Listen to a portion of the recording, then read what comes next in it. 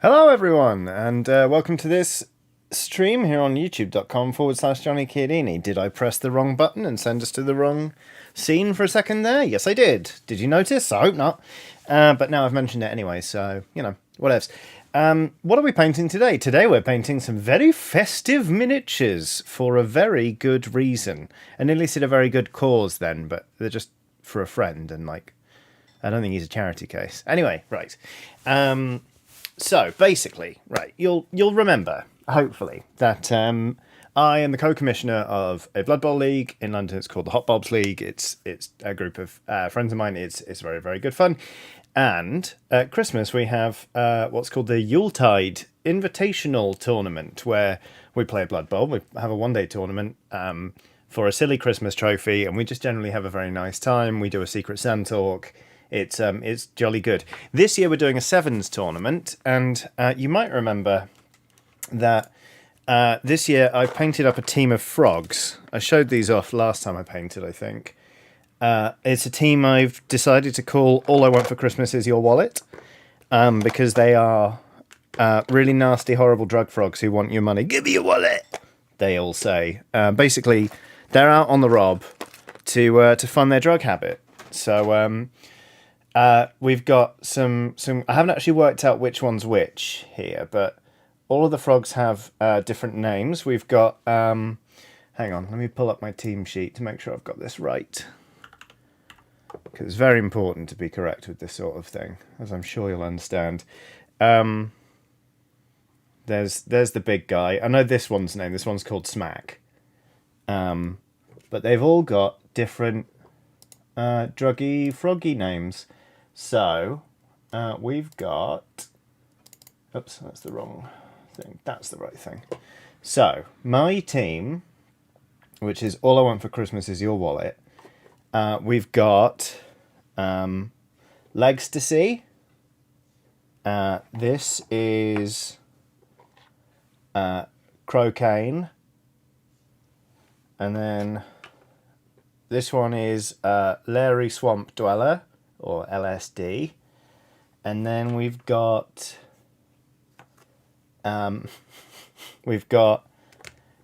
amphibians here. We've got hoppers.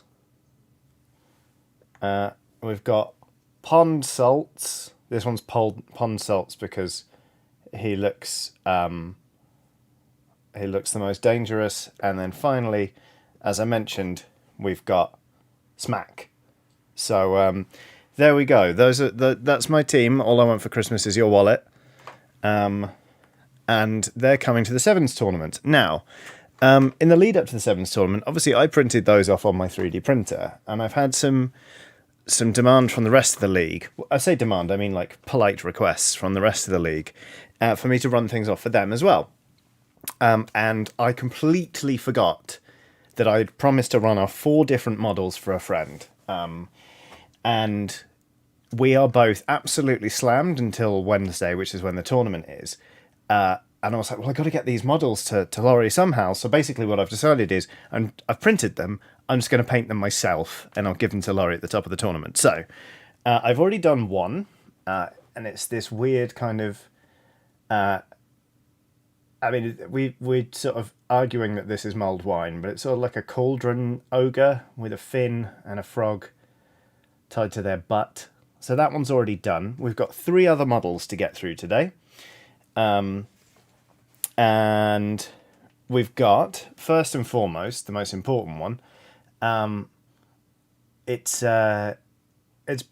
this guy's meant to be called Snowflake, but this is a reindeer that's on like my mini factory, and basically it's a reindeer with a big candy cane that has blades tied to it. And generally speaking, he looks really fucking mean. Then we've got... Repercussion says, behold the Antler Christ. Very good. We've got a little night goblin here. Tiny little guy to paint up.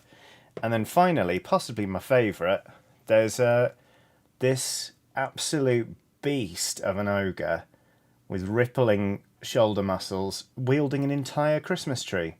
So we're going to paint that lot up today. And then after that, if we've got time, I'm going to try and do some work on one of the final pieces for my team carry case, which is a pub, which is coming along really, really nicely. So we've got plenty to be painting today. So what I'm going to do is pop off my jumper because I'm already a bit warm.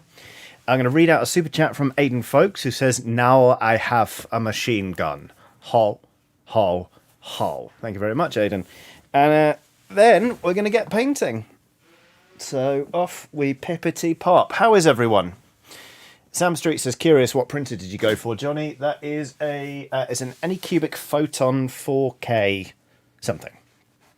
The Nice Rich says, "Wow, it was like Alan Rickman was in the room with us." Not sure about that. But how are you all doing? Is everyone well? I hope everyone's staying warm enough.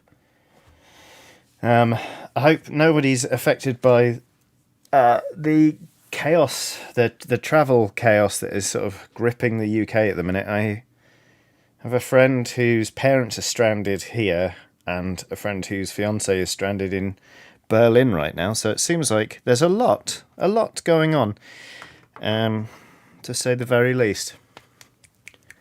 Yasmin W says, "Wrapped in like 3 blankets." Smart. Marissa J says, "I'm well, thank you." Lexi West says, "I'm great, thanks." Good. Carrie Choice says, "Sleepy and cold. It snowed last night." Keep Calm and Reload says, "Spent the day baking with my gran about 2,000 assorted cookies." What? 2,000? This may sound... Is your gran a factory? Wow. Aidan Folks says, "A few years ago I made the mistake of going to Paris in late December and the Eurostar got snowed out." Merde, as I believe they say. Sam Street says, "We may have to call off my wife Emma's birthday celebration. She got COVID. Happy birthday, right?" Oh, that sucks. I'm very sorry. Right. Let's paint.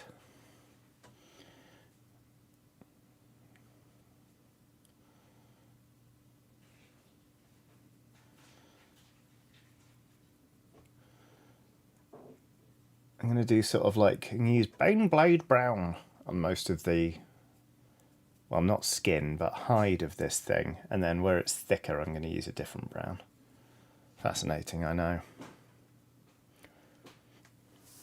Ah, Aidan says, "Finally have the cat we adopted to come home with us." Amazing. Good on you. Congratulations. Alison Vassabal says, "Spent about 10.5 hours yesterday doing ceramics, so a bit sore." I can imagine. It strikes me as really very physical work, ceramics. I've watched like episodes of The Great Pottery Throwdown and stuff like that, and it looks very involved.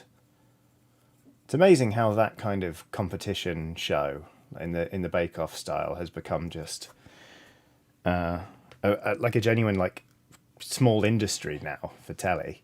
You're like, what's a twee thing? Well, not a twee thing. Well, a twee thing. What's a twee thing we can make into a competition? Let's do it. It's impressive. Just waiting for them to do one about wargaming. Warhammer painting. I'd step up. Get kicked out in the first week. Be brilliant.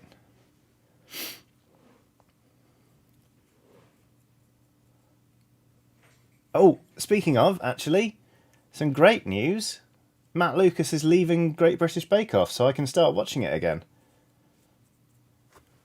Very excited about that. The Nice Rich says, "Great Pottery Throwdown is good because when the pottery man cries, I cry." Yes. Oh my God. He's so passionate about pottery. He really loves it, and he really likes it when other people like it too. It's very nice. I wish I liked anything half as much as that man likes pottery, you know?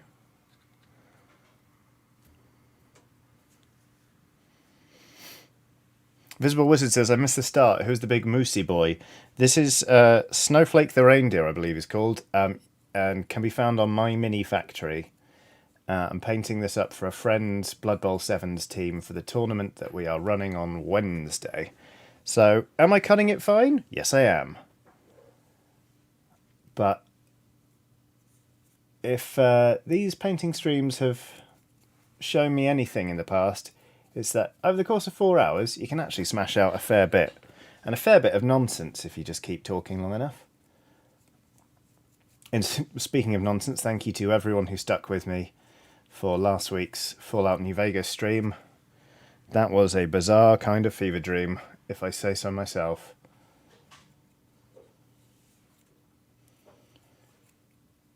Just trying to slap down base coat here. Baneblade Brown, you are quite translucent.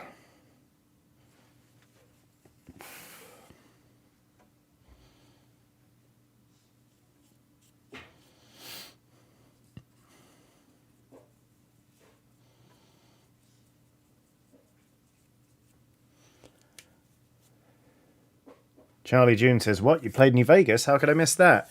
Well, you can see it on catch-up, and it was wild. I was very, very tired.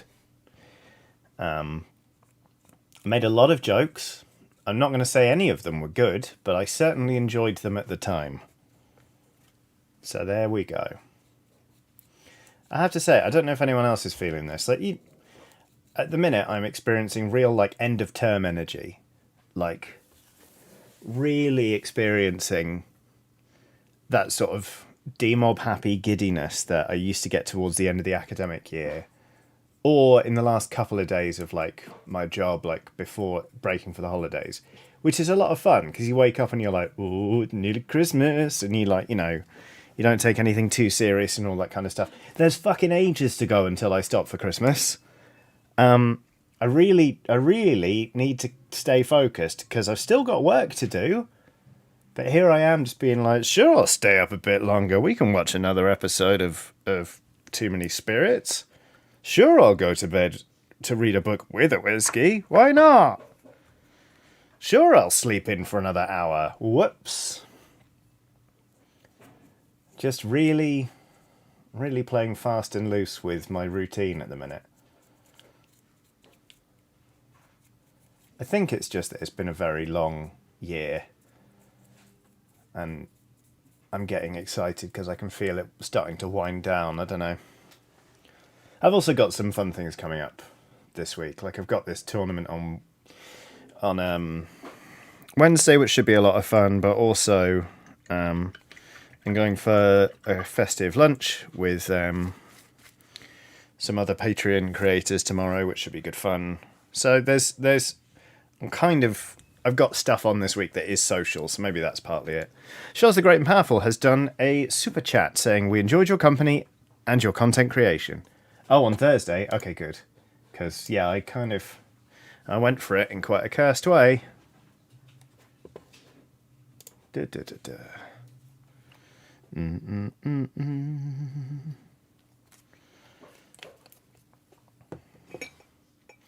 Right, so the brief for this was paint 'em up all festive. Red and white was specified, so we'll go with that. This guy's it's strange, actually wearing trousers.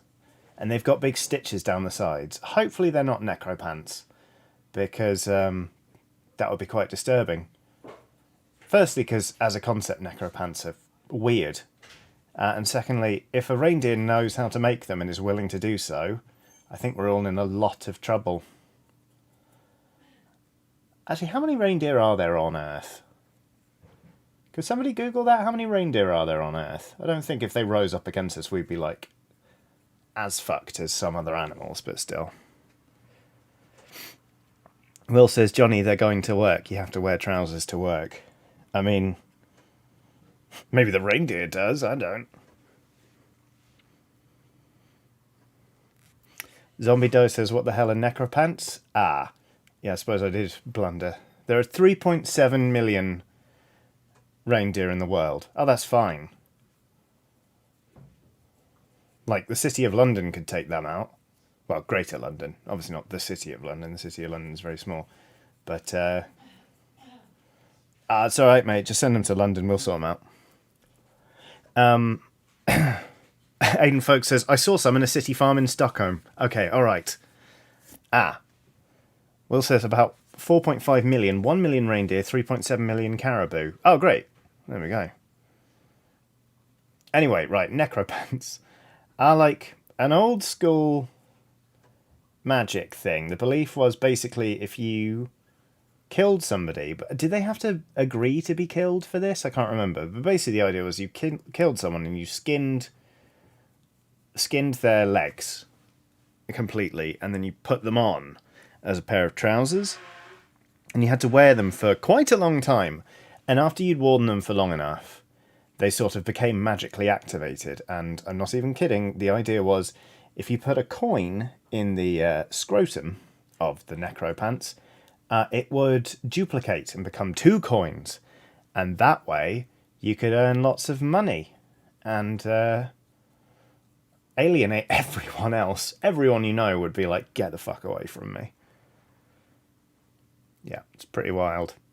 There might be some other things I'm forgetting about necropants, but Aiden Folk says, are you feeling okay? I didn't fucking invent necropants. That's it. Anonymous says they have to agree to be skinned after death. You don't have to kill them. Thank you, Anonymous. I knew there was something consensual about necropants. There you go. Aha, there you go. Well, says you need permission from the victim to make Nabrock, and the coin has to be stolen from a widow. You put it in your coin purse and it's never empty. There you go. All right.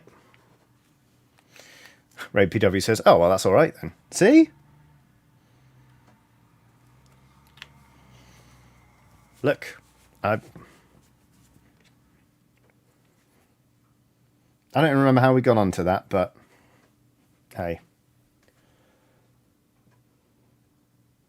Will says, also in order to be saved, you have to convince someone to put them on as soon as you take them off, leg by leg, or you won't get salvation. I don't like money that much. Oh, cats are fighting. That's fun. I'm just like... Money is useful, don't get me wrong, but not like skin someone and put their legs on useful. You know?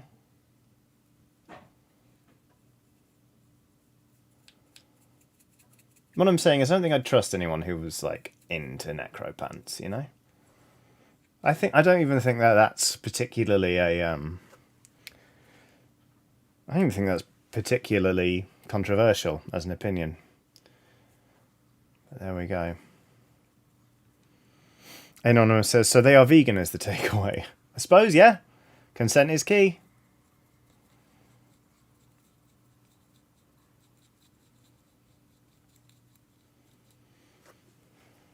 So, this reindeer's got sort of a tape of cloth running between his legs. So we're going to paint that cream to keep in with the red and white theme of this team. I'll be honest with you, I'm really excited to paint the big tree-wielding fella, because I think the skin is going to be incredibly fun to paint.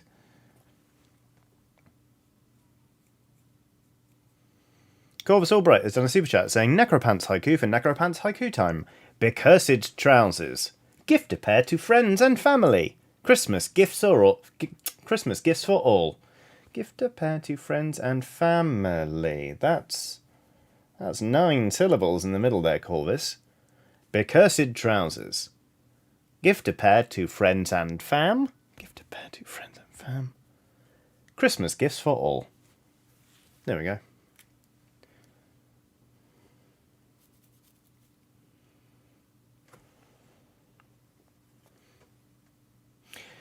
Every day's a school day, though. I'm glad I could teach some of you about necropants.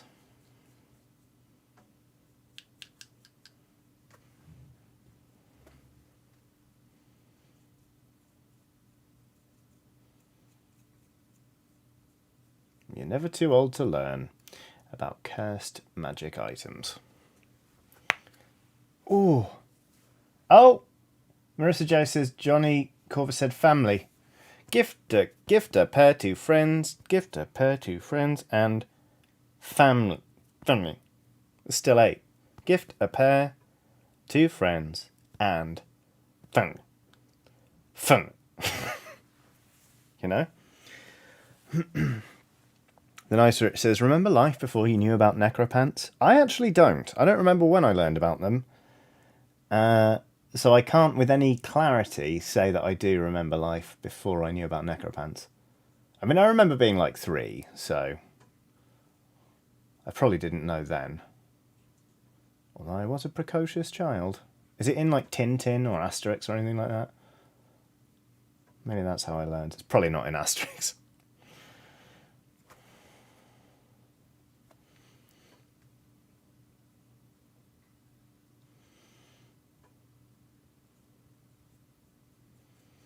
Alright, that's a fairly decent start on that cream. Cream. We'll let that dry and then we'll do another coat. Let's get onto this candy cane, shall we?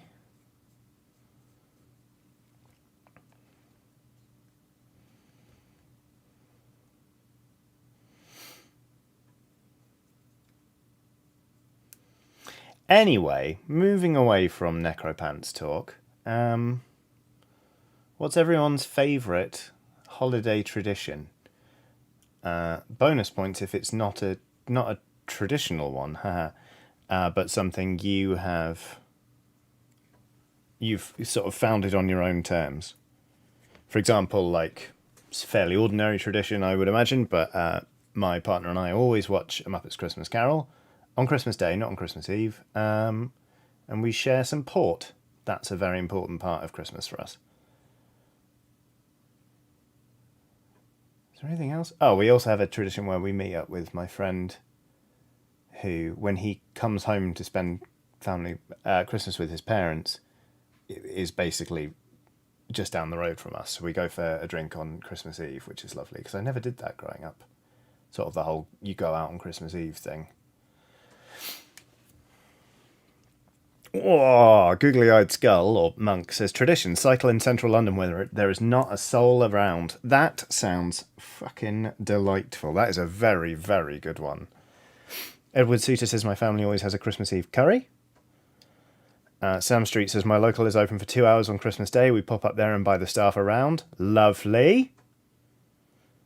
Shocking Squirrel says, watching the live-action rendition of The Hogfather by Terry Pratchett each Christmas.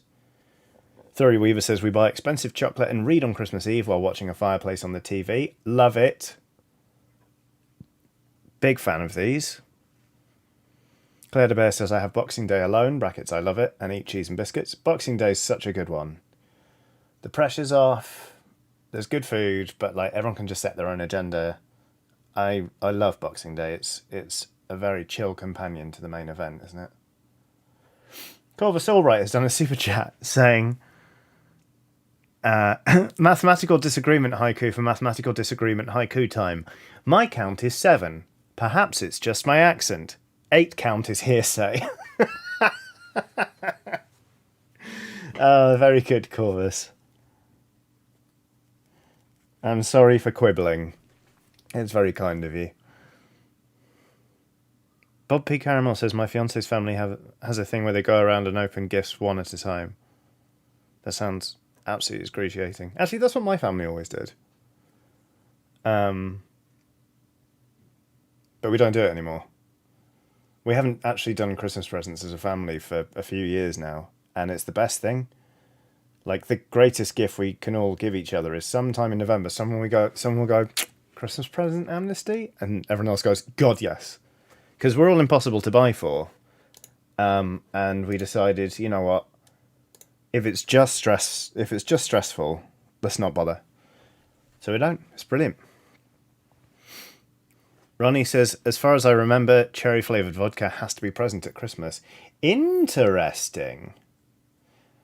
That is very interesting. So here's another thing, is that my parents don't really drink. So growing up, like, Christmas is always a sober affair, you know, because if you don't drink, you just don't drink. So there wasn't, you know, like, oh, we'll all have a glass of Bucks Fizz, you know, with breakfast in the morning or whatever. So all of my Christmases have basically been sober to the point where now if I like get a little tipsy on Christmas, I'm a bit like, whoa, oh, this feels weird. What's going on? It's Christmas. This isn't a time when I imbibe. It's very odd.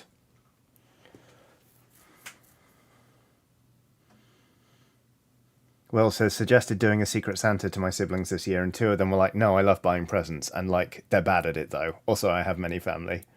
And I have so many family. Yeah, you got done in there, didn't you, Will?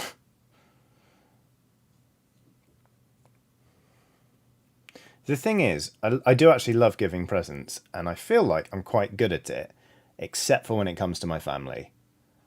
I cannot, for the life of me, come up with a good present for my family. I think just because I've been doing it, we've all been doing it, like, for decades now. You just run out of steam, I think. Ebrel506 says, we have Bloody Marys and breakfast burritos on Christmas Day. Hot dang!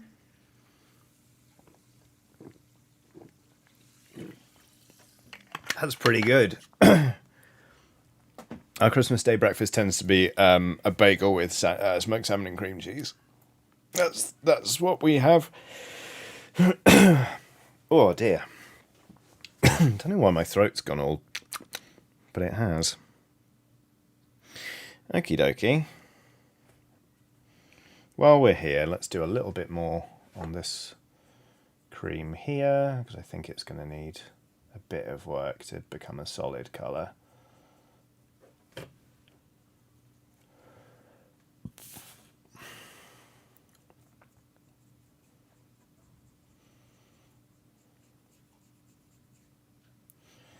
Congratulations, everyone, by the way, who plans to watch A Muppet's Christmas Carol on Disney Plus this holiday season, because When Love Is Gone has been returned to the film, which is brilliant.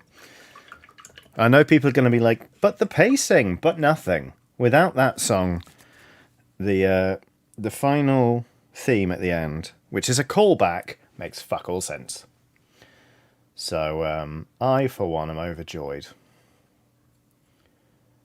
Absolutely overjoyed.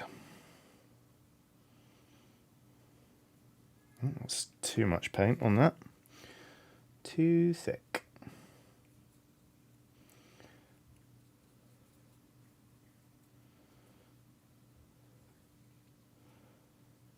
Zega Genesis says, Johnny just over here calling me out. That's right. Oh, but the pacing. The film's under 100 minutes either which way.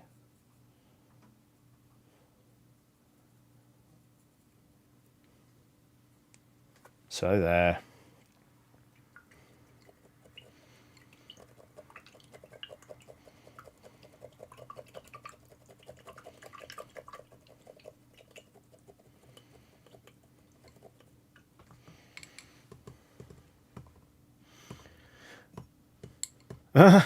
Monster Noodle's done a super chat saying, I have really bad hiccups at the moment and the dog is looking at me as though I've grown a second head. It's very cute though. Medically concerned dogs are brilliant.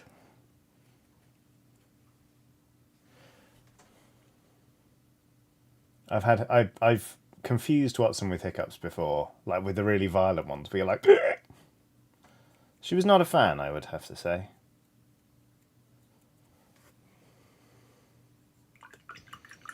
Right, so we're getting the base colours down all right. What we're going to do is we've got all of this dark fur here, which I'm going to do in a very dark brown, and also the tail here and these bits. Then we need to do the antlers. I'm a little bit torn about the antlers. I don't know whether to do them as like a sort of a fuzzy brown, or I mean, I think I should just cake them with blood for the blood god toward the end, really, shouldn't I? Which would mean it would have to be a little bit brighter. We'll get to that. We'll get to that. Excuse me. I don't know what is going on with my throat. It's quite annoying.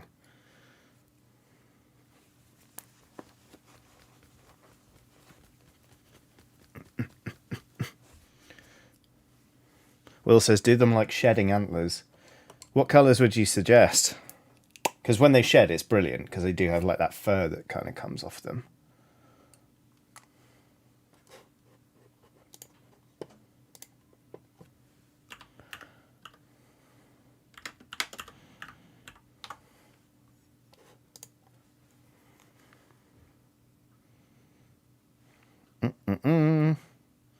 Oh, Emma Benton's in chat. Hello, Emma.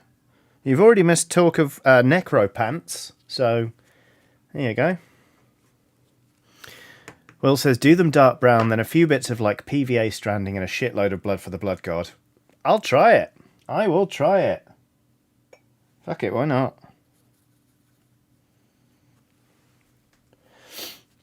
Harman Casey has done a super chat saying, hey Johnny, bestest of human beings. That's definitely too much praise. Just saying hello and hiding a little treat for future me as I build my giant Lego castle. P.S. Pear def has blood. Right? That Pear definitely has a mug of blood. There's no two ways about it. Saying hello, hiding a little treat for future me as I build my giant Lego castle. Giant Lego castle sounds bloody brilliant. I really need to crack on with building some Lego because I have the bonsai tree that has frogs as blossom, but I also have an entire Lego Optimus Prime that I have not built and really should. I think the thing is, especially when if I feel like I want to manipulate small bits of plastic, I'll paint Warhammer, or miniatures rather. There's never a good time for me to sit down and tackle 1,000 pieces of Lego, you know? But I see other people like on my timeline who identify as like adult fans of Lego or AFOLs, like who are properly into the scene. And they seem to be having such a nice time. I'm like, why don't I just try? I've got all the things I need. I've got the Lego. I've got hands. I've got a hilariously flexible schedule. You know? Garena Rain. Garena Rain, of course, right on cue, has summoned the Blood Pear. So, if somehow you've avoided learning about this particular YouTube-based cryptid, this is an animated sticker of a pear. A pear, of course, being a piece of fruit that is wider at the bottom than it is at the top. They're very nice. But this one seems less nice. Not because it's got arms and legs and a face and free will. That's impressive. For a pear, that's incredible. And I wish it all the luck with that. That's, what an achievement. Well done, that pear. What bothers me is what it's done with that freedom, because it appears to have hurt something quite badly. And it seems to be delighted by the fact, because what it's got in one of its hands is a mug. And in that mug is a viscous liquid that is definite. It just assuredly is blood. And it keeps thrusting this self-same mug at the screen, as if to say, look at me. I've got a mug of blood. Haven't I done something dreadful? And that's quite upsetting. It's visceral, and the tone is really jarring next to the implied violence. It's a troubling sticker, is what I'm saying. And yet I'm obliged to give thanks to Garena Rain for bringing it into all of our lives once again. Truly, what a cursed existence we have. Also, I need to paint more up here to stay in focus, don't I?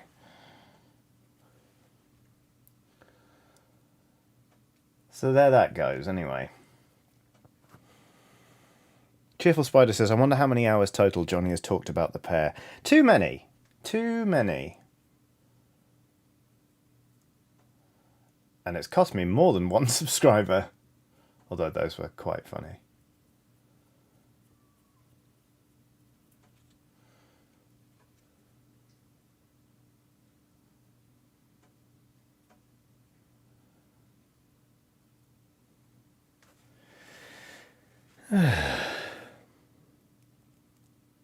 Hercule Diaz says, could be worse. The pear could be wearing necropants. Yep. It could. Don't tempt it. Don't tempt the pear.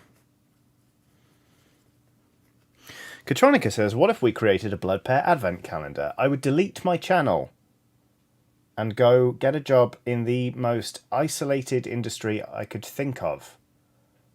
I would go offer to work secretly in the basement of an oil rig offshore. I would do my hardest to completely disappear from society.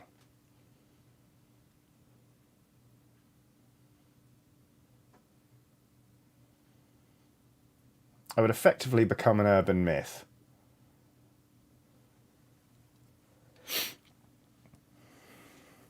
Aidan Folks has done a super sticker. It's the pear again, and the pear is now kind of standing there bashfully, like, "Oh, did I kill some people?" And then it kind of goes like, "Tee hee hee," and blushes as if to say, "Yes, I did, and I enjoyed it." It's horrible. It's remorseless. It's grim. Emma Benton says, "Be the cryptid you want to see in life." But that's the thing, you're not supposed to see the cryptid. What was the, what was that Mitch Hedberg thing? He said he thought Bigfoot was just blurry. And it wasn't anything wrong with the photographers or the camera. That's just what he this is what he looks like. Mitch Hedberg was great.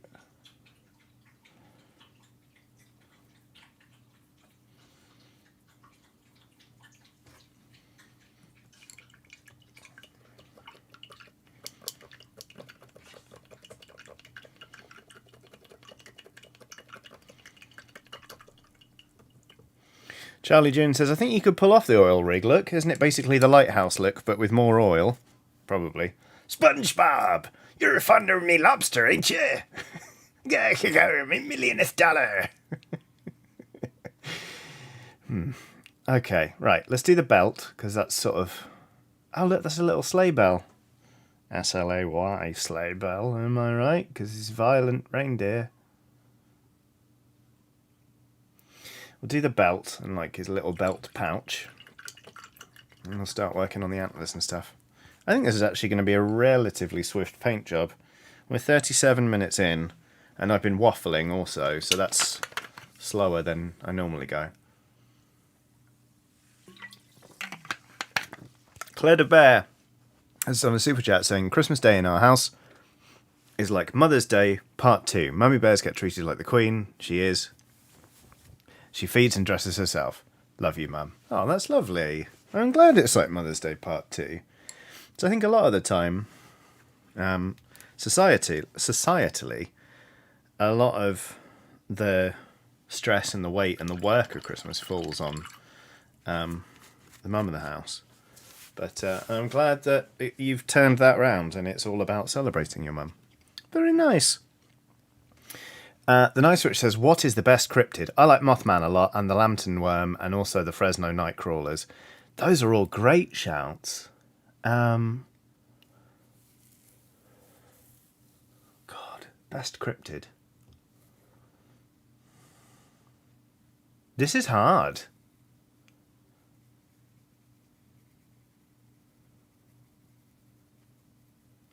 Zega Genesis says Jersey Devil. I think I'd have to go like Green Man, but then is Green Man really a cryptid? I think cryptid is more of like a folk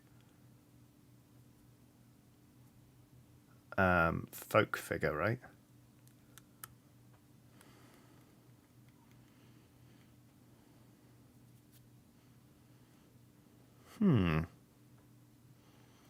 I don't know. I struggle with this.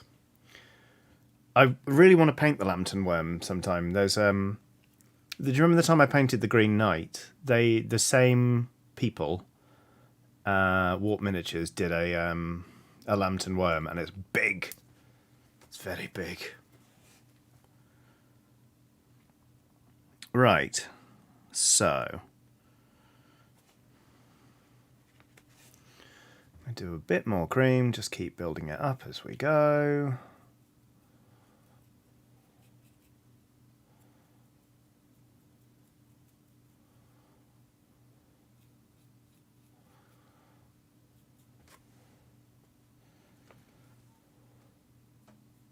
Whenever I think of cryptids, I think of the Beast of Bodmin Moor, but that's only because near the start of Dog Soldiers, Kevin McKidd says the Beast of Bodmin Moor, but of course, being Scottish, he says the Beast of Bodmin Moor, and it's brilliant. It's just great. EA122 says pear in French is poire. This gives me an idea for a detective series featuring a Belgian pear as the main character. That's right, it's Hercule Poirot.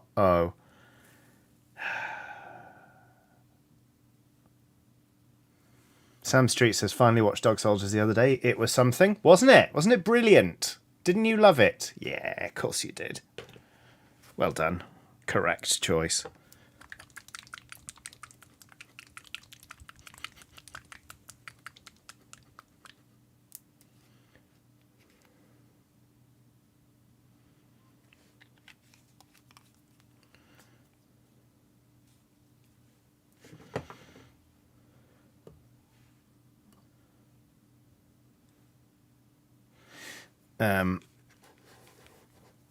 There was a fun linguistic adventure that my friend went on today, actually. Hang on.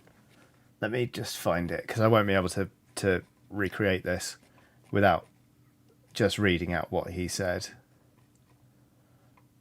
So, he's in Newcastle. He's from sort of that part of the world. He's not from Newcastle proper, but he's from nearby. So he's got a northern accent.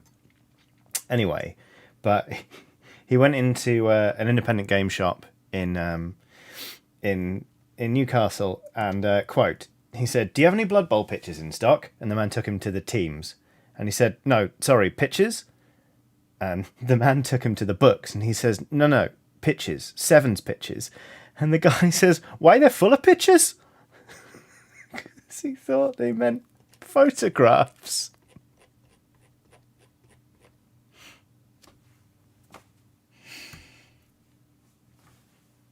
That actually happened, like, today, to someone I know. Brilliant. Just love it.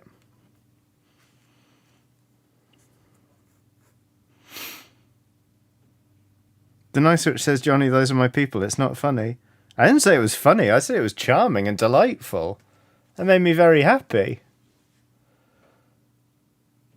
He was having none of it. He was like, "Yeah, who's this silly fucker? They're full of pictures." That's beautiful. That is what that is. I know better than to mock your people. Nice switch. John Freeman says, "Johnny, are you okay?" No! It's 2022. Of course I'm not okay. This year's been horrible.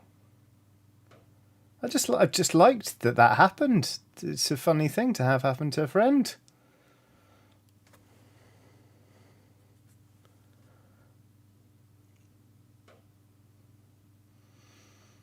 This brush is a bit small for this detail that I'm doing. Weekend Mini says, "Not 22 for much longer." Fucking amen. Bloody delightful news. Oh, toss. I wonder what this bit of the model was. It's more of that cream. Okay, well, we can fix that. We can fix that.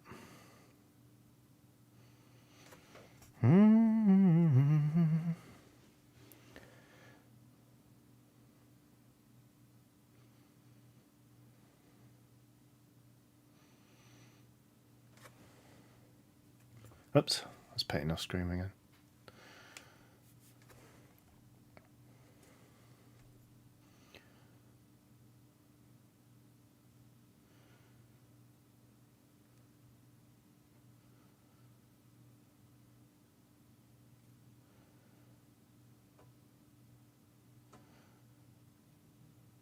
We're talking about the end of the year. What's the best film you saw this year? For me, it's a toss-up between Everything Everywhere All at Once and RRR, or Triple R, the Telugu film.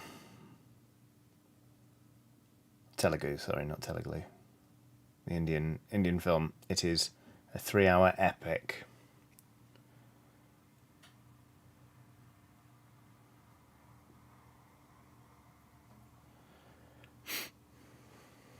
The Nice Rich says, the Christmas film with Lindsay Lohan in.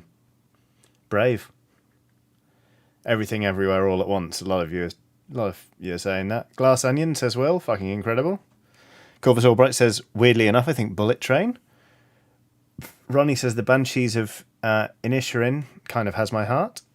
Yeah, I haven't seen Glass Onion yet, but I'd like to. I really enjoyed Knives Out.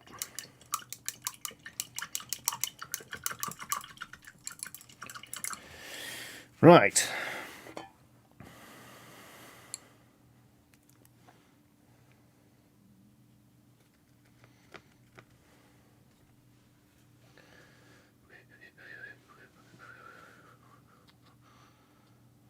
Few of you saying Bullet Train now.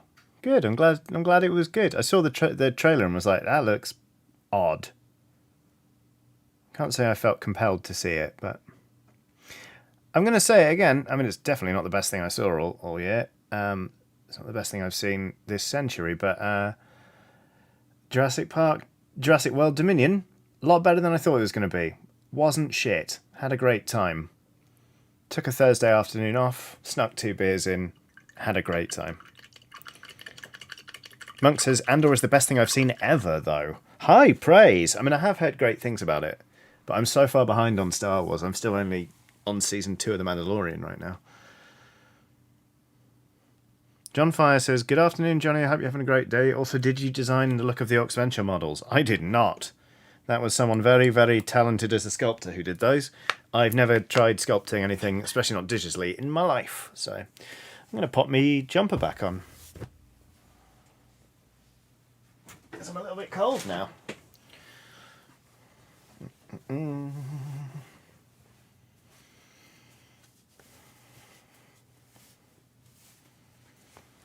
Skull and Boots says, whenever someone asks me something like this, my brain instantly forgets all films. I know what you mean. I mean, years and years and years of working in the games industry made me hate the question, what's your favourite video game of all time? I don't have a favourite video game of all time, and I wish people would stop fucking asking. So it's just really annoying. Jazzy Cat Production says, that's a lie, Johnny. You sculpted werehunts. How could I forget werehunts? Delightful werehunts. Yeah, that was possibly the greatest thing I've ever made in my entire life.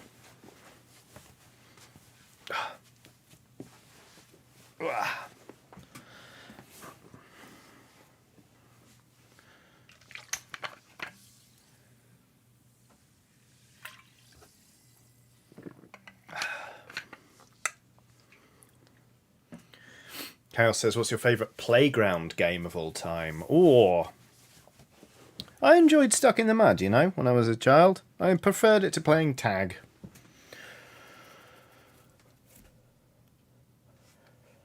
Right. Let's go with Xandri Dust for the antlers.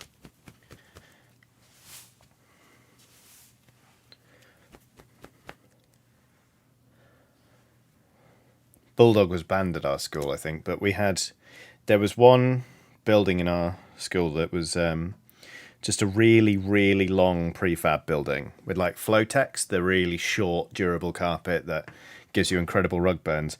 And there was this game called The Gauntlet, where the idea was if you were running the gauntlet, you had to try and touch the back wall. Everyone else would try and stop you. Like, people got their arms broken and stuff doing the gauntlet. It's pretty wild. We very rarely played it because the teachers got so thunderously pissed off every time it happened. So like, the whispers would start that morning. It'd be like, gauntlet at lunch. Don't tell anyone. Don't tell anyone. Gauntlet at lunch. And then people would go and just get fucked up. It was wild.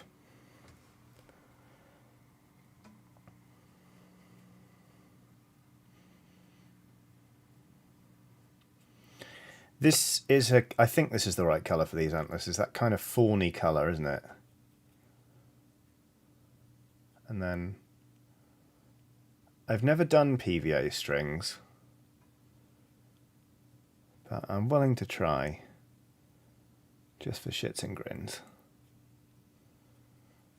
But I'll get to that later. Because I am gonna shade this guy, I think.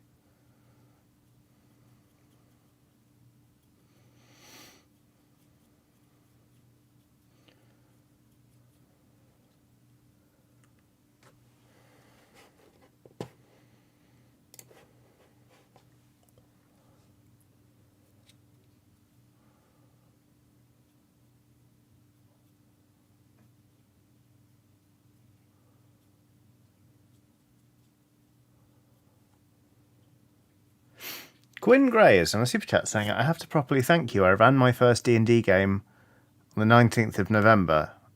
Just a short fetch quest and accidentally allow a lich wannabe to rise. It was great. I was in tears laughing, so I count that as a win. That does sound like a win.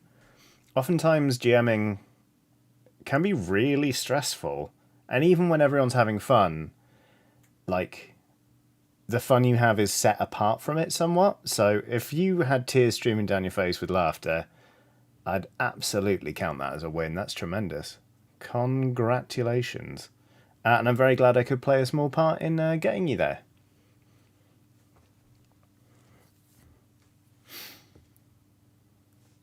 Cyborg Penguin, meanwhile, has done a super chat saying, Evening, Johnny, watching on break at work. I've been catching up on Oxventure recently and loving it. Also, Jesus fucking Christ, I had to pause the video because of how much I was laughing at Corazon as Chauncey. I had so much fun just letting Andy run with that.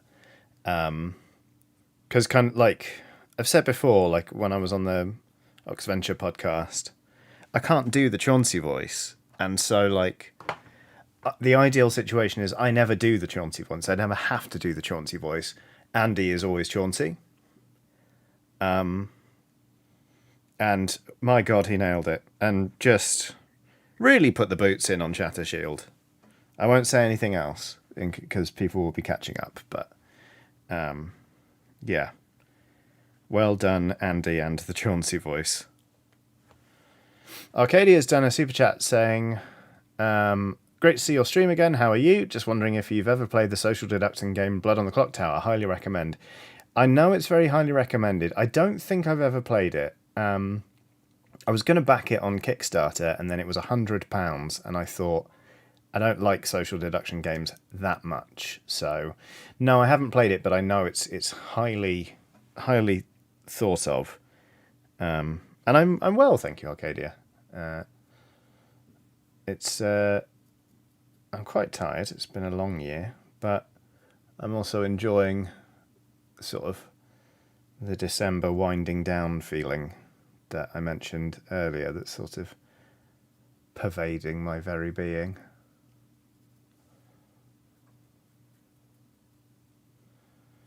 Yuck. I need a few coats on these antlers to make those pop. So while that dries, let's work on the candy cane. Do some classic red and green stripes.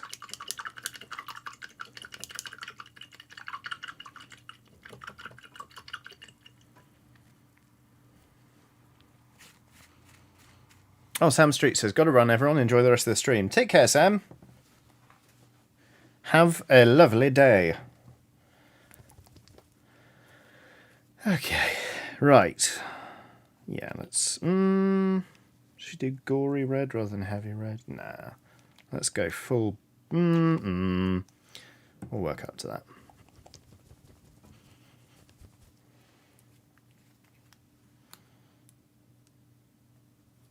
Repercussion says, actually, it does look cool in black and white. It does, but I just want to make it as, like, kitsch as possible, really, this guy. Because I'll paint them in a minute, but these little extra bits are blades, and I really want those to stand out. So I think, and also just the more colourful this thing is, the more incongruous the bladed weapons are. So we'll go with some red.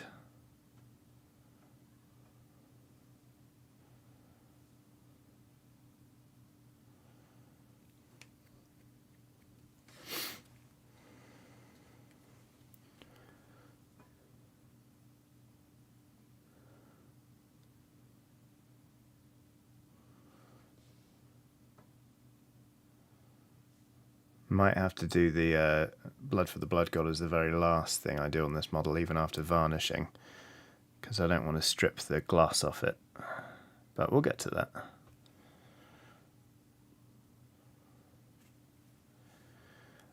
Well, it's been a while since I've painted something that has a black undercoat, and it really makes you work in terms of layering up those colours, doesn't it? I've been painting with sort of this almost like Mechanica standard grey, which is just some cans I got from a pound shop. And then obviously a lot of the time if I do spray paint something black, I underpaint it.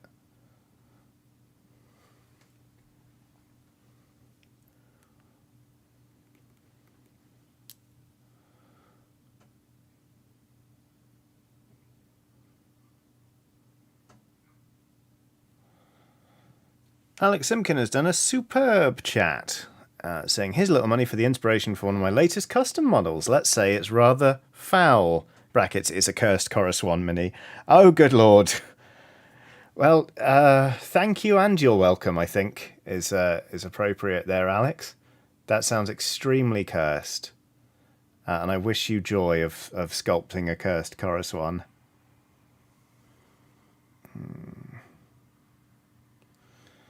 Go red, you bastard. It's going to need a couple of coats, I think.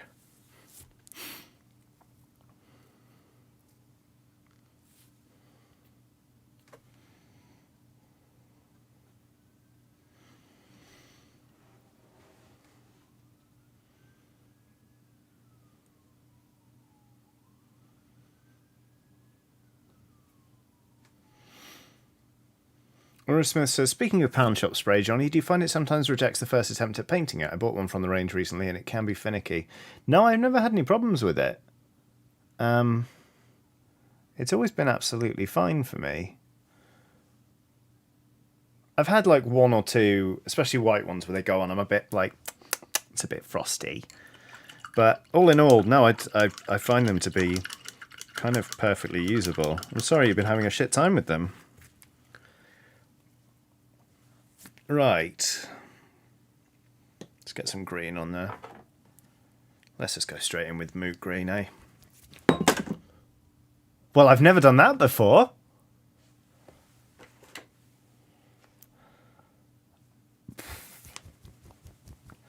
Whoops-a-daisy. E-roll 506 says, Johnny, are there going to be any more Blades in the Dark? Nope. At least there's no plan to at the minute. It was a 2-series and done kind of affair.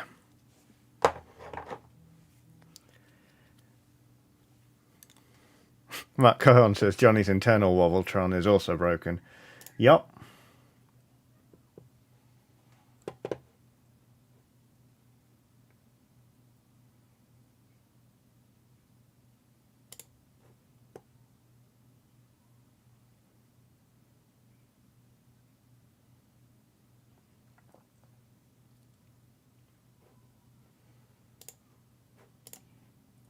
Sorry, one sec.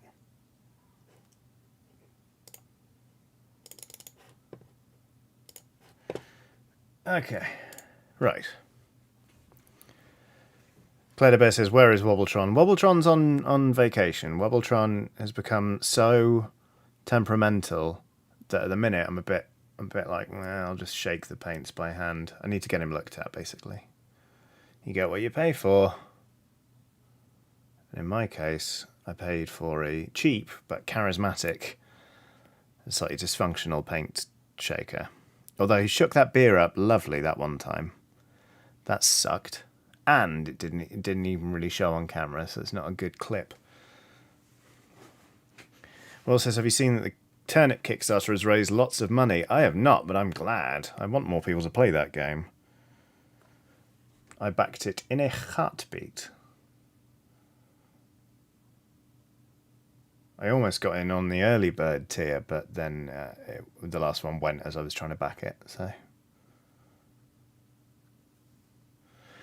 Wayhan Lim is on a super chat saying, it's been a while since I've hung out with the LSPs, but I wanted to send a small token of appreciation on my birthday. Thank you for kindling my interest in TTRPGs and being a wonderful human being. Happy birthday to you, Wayhan Lim. I hope you are having an absolutely magnificent day. I hope you are surrounded by loved ones and just generally feeling wildly appreciated. As a token of my appreciation, and not just because I'm thirsty and fuck it, it's December, but I'm going to open this beer and dedicate it to you. This one's for you. Happy birthday. Yes, that's pleasant. All right. Where's that going to go? Desk space is at a premium at the minute, which is to say that my desk is very messy at the minute. But we'll get there. We'll get around it. There we go. That's better. Just go fucking opaque, you red paint.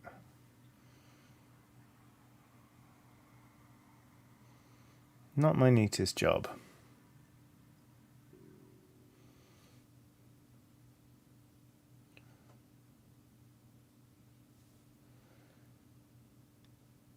Ugh. But it'll do.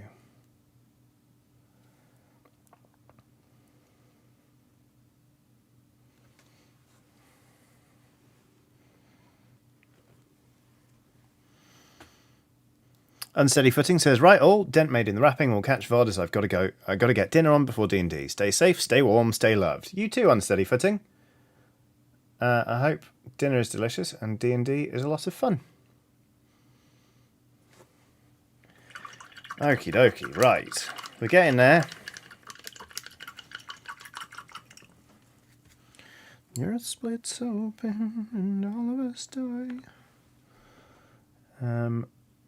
That's a bit watery, but oh well. Do a quick second coat on these antlers.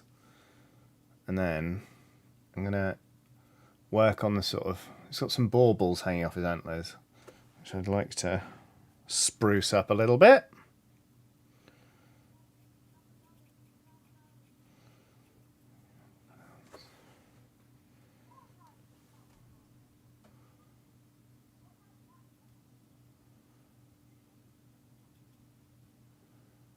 Oh, is that a candle? That's a candle, that is.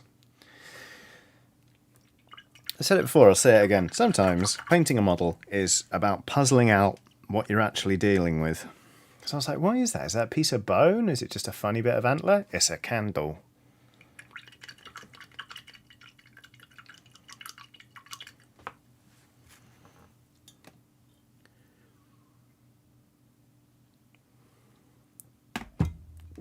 Whoop, steady on, beer. Okay.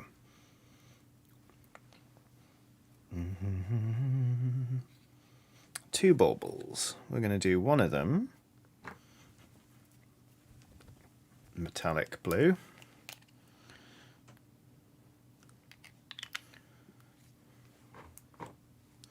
This particular shade by Vallejo is preposterous. It is just such a rich metallic blue. Although, again, on a dark base coat, it does seem quite dark, but that's fine.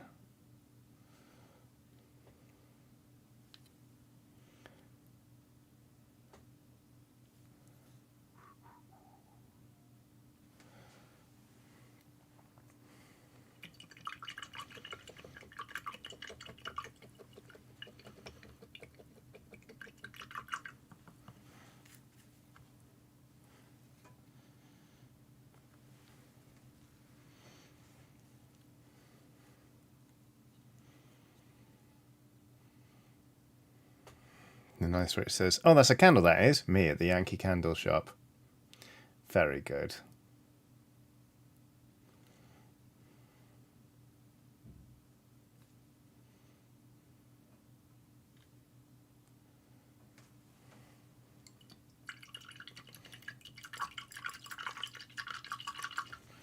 Diddle-doo-doo.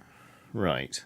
And then we're going to do a little trick I learned from Jack Wood, who streams on Twitch, twitch.tv/ThenByJack.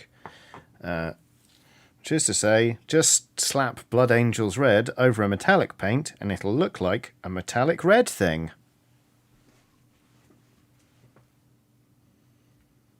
I don't know how I managed to make that sound quite so vacuous, but it is genuinely a good tip and I've used it quite a few times.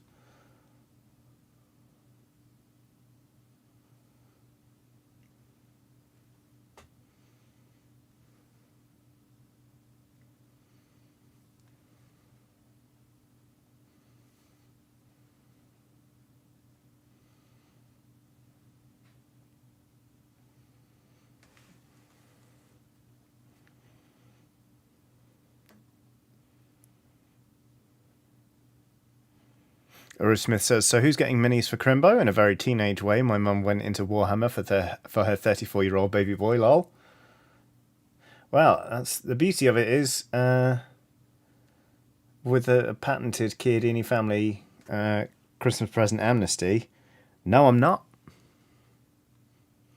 My partner and I exchange gifts, but I'm fairly sure they aren't getting me miniatures, because that's probably just a tedious minefield for them.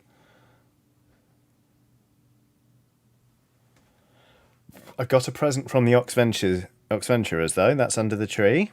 I'm being very good. I'm not opening it already, even though they said I could. They are very sweet. They've got me a gift.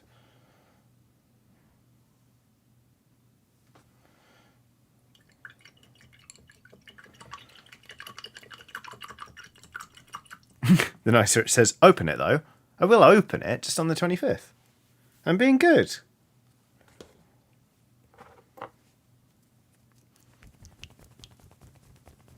Table Slam says, bets on what it is. My money's on Flannery Flannel. It's definitely a book.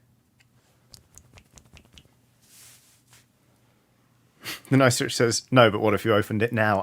Stop it! I'm not allowed to open it for another 13 days. I'm tired says, but what if it's alive and needs food? They would have said. And it's a book. Will says, or is it? It might be a concealed gun. Maybe. Stop trying to get me to open a thing.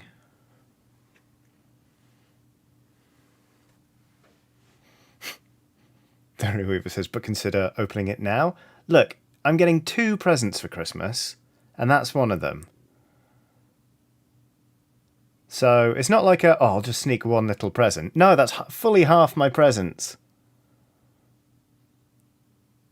I'll tell you what it is when I open it. You're a bad influence, you lot.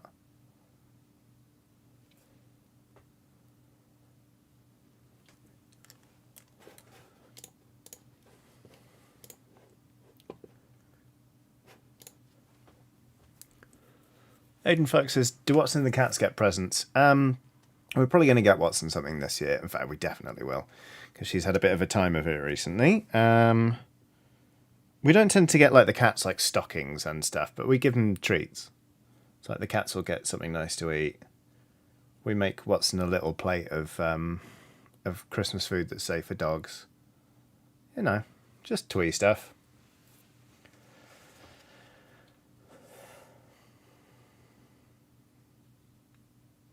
Oh yeah, there's a little sleigh bell on the belt of this rather imposing reindeer.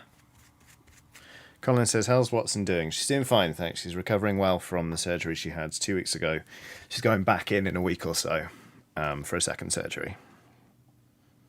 But I'll let you know how that goes afterwards.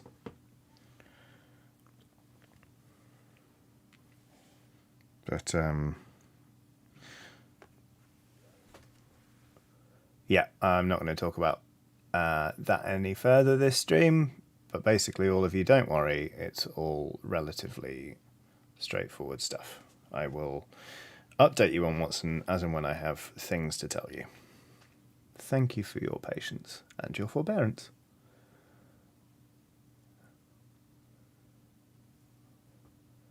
Little tiny bell on the antler here, which is nice.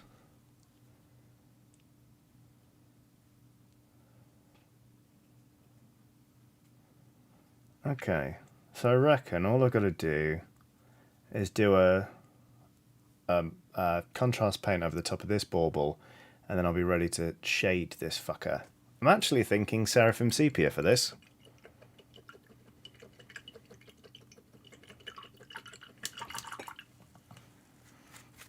Rob J says, 4 bear ants. God, Jesus. I mean, bears are really strong, but if they could lift as much of their own body weight as ants, then that would be absolutely terrifying. Will says that'll either be a mistake or a great choice. I know, right? Seraphim Sepia. It's always either brilliant or awful. There is no in between. Anyway, give me one sec, everyone. Oh no, wait, it's right here. I thought we were in for our first episode of Non-Binary Person Looks Through a Box of paints to find a particular paint, but no.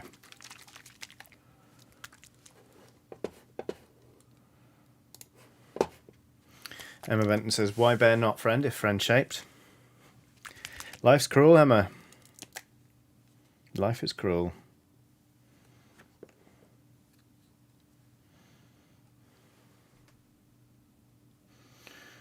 Red contrast, going on a bubble.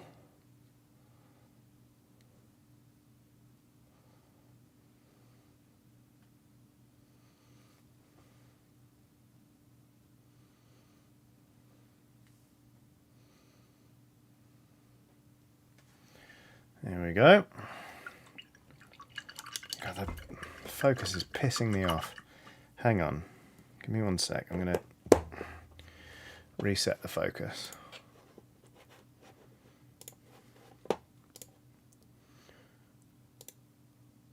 There we go.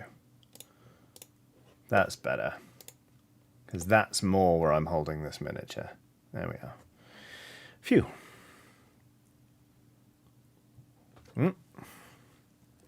It's time to take the jumper off again.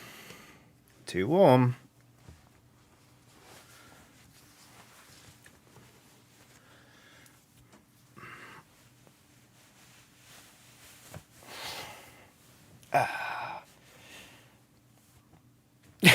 Sorry, Weaver says, focus? I sure hope it does.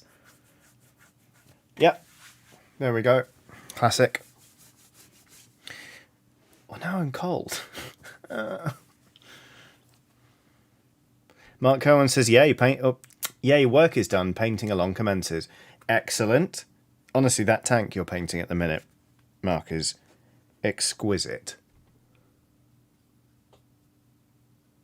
You should be very proud. All right, let's dig out the Seraphim Sepia.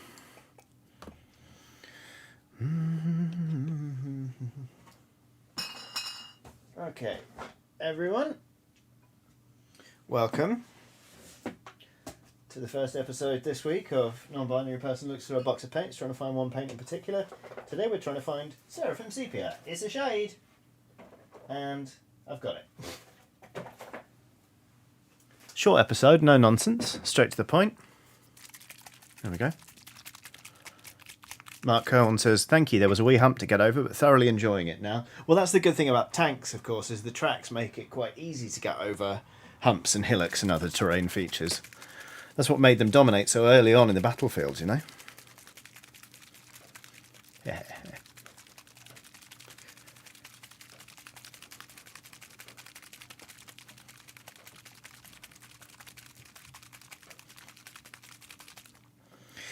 Okay. Mark says, I can't believe you've done this. The nice which says, Seraphim Sepia? I barely know her. Very good, Sarah. Right. It's either going to be great or awful. Let's find out. I think it's going to be alright. Smashing it straight on from the pot. Which is bold, but seems to be working.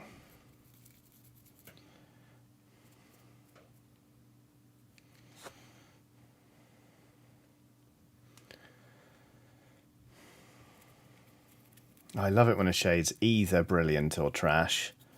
It's just terrifying.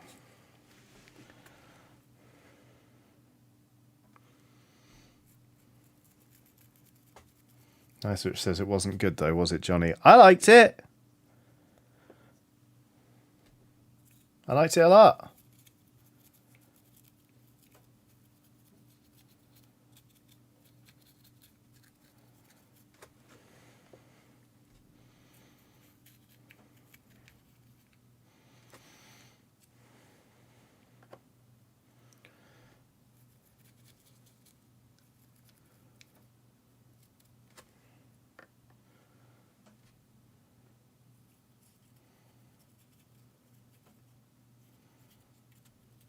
Oh, that's quite a lot of Seraphim Sepia, really, isn't it?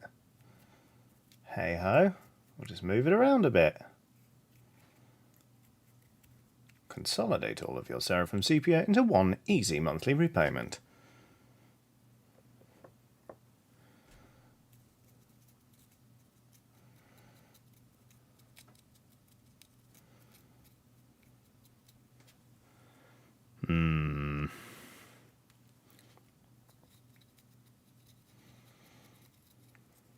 I do think this was the right choice, but I'm going to have to go back over some of this cream. Certainly. which makes me think I shouldn't shade the cream cloth, although seemingly I already have in part. Fuck it. In for a penny. That's too much. Tremendous. It'll all work out. And just go back over it with more cream.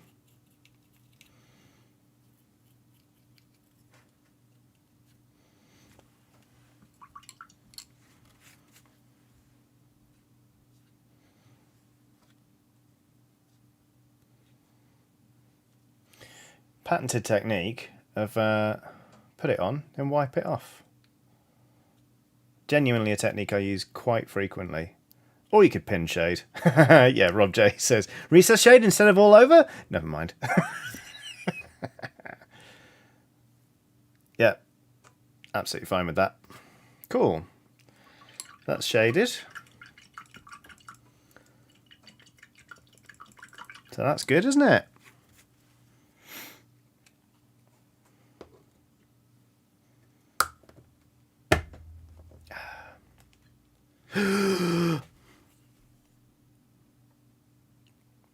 Nice, which says Vampire Survivors is now on mobile, so that's me never doing anything productive ever again. Oh no. Oh no.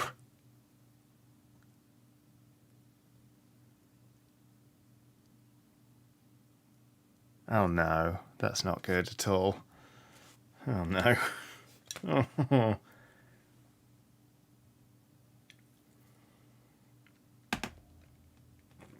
William Barry says it's free on mobile. Fuck.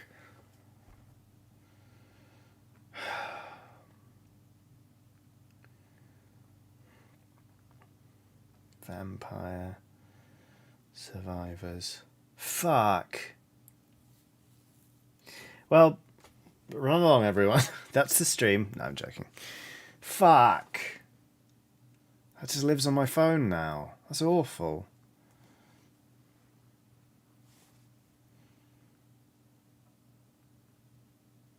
Oh, don't dox anyone.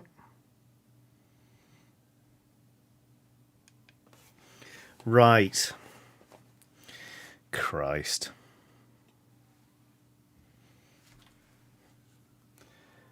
Okay. Just got to wait for this to dry now.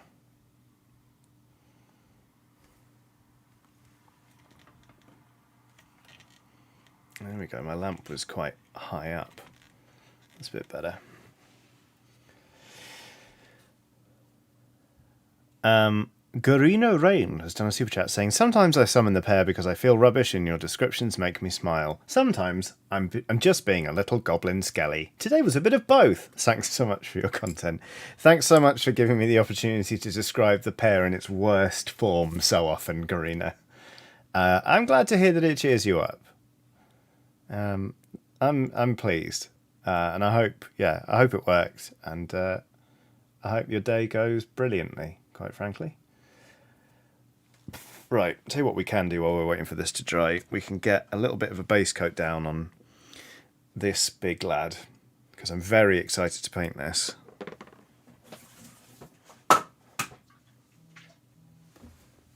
Welcome back to Non-Binary Person Looks Through a Box of Paints, trying to find a paint. Today we're looking for Carne Marron, or Tan, by Vallejo.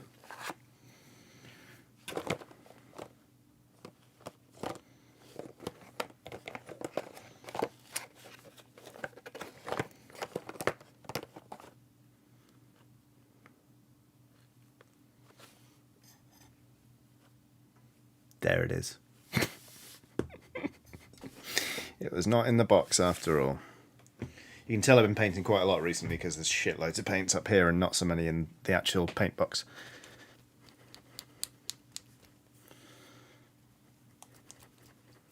Riley Marie's in chat. Says, hi Johnny and Skelly pals. How goes? Goes pretty well, thanks. We're painting this violent reindeer.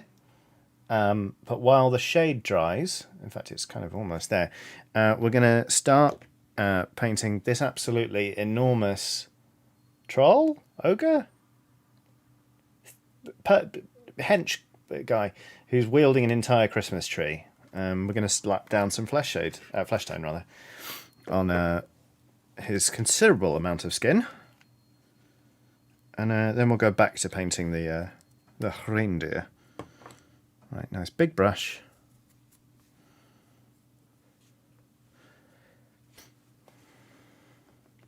Corvus Albright says, on the note of the pear, your descriptions of said pear are my girlfriend's favourite part of your streams. She's been assisting with compiling my haiku musings and has become quite a fan.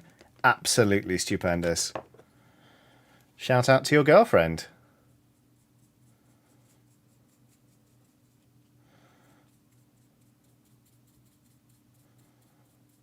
I've been very excited to paint this model. I saw it and was just like, I'm going to have fun painting this. It just looks like there's some really good definition in the skin. And I think it's going to really pop if I do this right.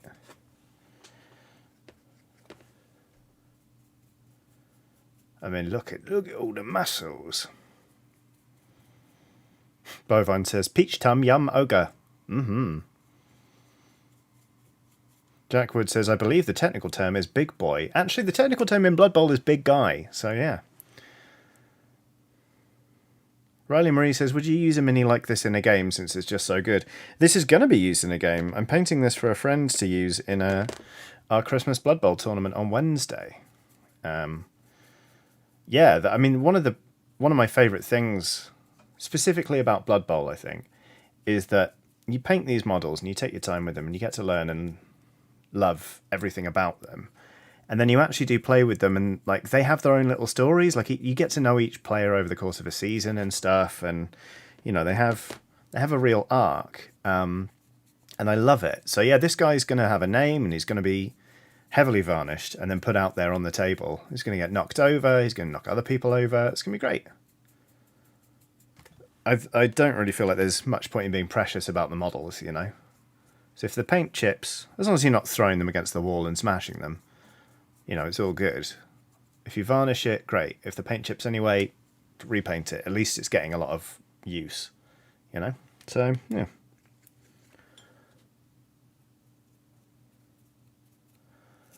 In fact, so I'm lending out quite a few teams for the tournament because I have a silly number of Blood Bowl teams because I paint a silly amount. And someone is borrowing my Norse team, which is the team I'm using in next season, and I've not used it yet.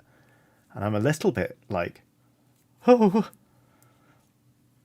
like I'm watching my children go off to their first day at school. Because I don't know what they're like. I've not played them yet. I don't know what their names are. Someone else is going to be running them. Feels weird. I might get beaten by my own Norse team. In fact, it's highly likely. Jack Wood says, I'm still quietly considering a Snotling team. I think you'd have a great time with Snots. They are having an objectively terrible time at all times, but the stories you'll get out of them are... oh, they'll be brilliant.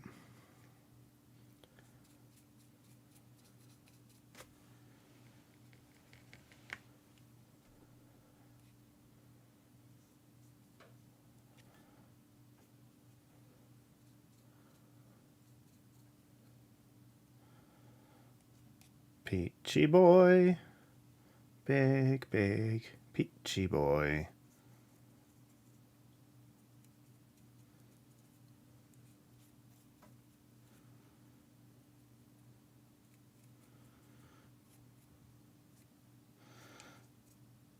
All right, that's a base coat laid down, and that's looking all right. So let's see how our reindeer pal is getting on.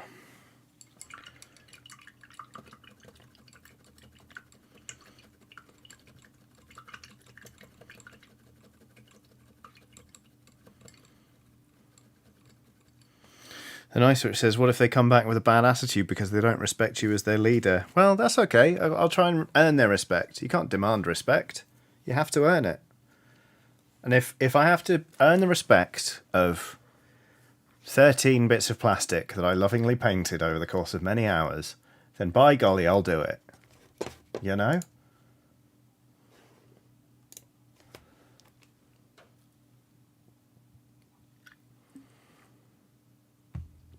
The Nice Witch says, I don't know, I've never earned any respect. Yes, you have. I respect the fuck out of you. Laurie Havelock says, oi, oi, just tuned in, Johnny, to check you're working hard.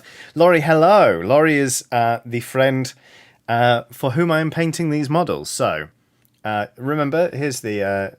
I showed you this yesterday, Laurie, but here's your mulled wine ogre lady with the cauldron. And then I've just laid down a very simple base coat on the big tree lad. We've got the Night Goblin's small. It's come up very small, but I will paint that up next. But I'm just waiting for the shade to dry on the old Reindeer, and then we're going to be cracking on with him. So yeah, I'm very much looking forward to the Yuletide. Oh, actually, while I've got you here, where's a 32mm base? Hang on. Obviously, you'll be familiar with the size of a 32mm base. This lot are... Oh, actually, that will work. But as you'll notice, that's quite a bit bigger. They've got names. So this is Vimto. The tree lad is Firkin. We've got Heartless Bastard the Reindeer. Amazing. Oh wait, Heartless Beasthood, like a heart, like a deer, is the reindeer, and then we've got Crass Kringle the goblin. Do you want me to just try and stick these on 32mm bases for you? Should I just try and like?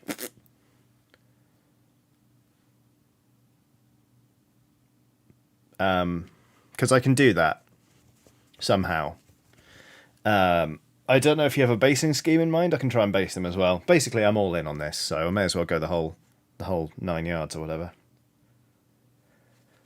Yes, that works for me, says Laurie. Great. Okay, good. Man, I painted these Norse a while ago.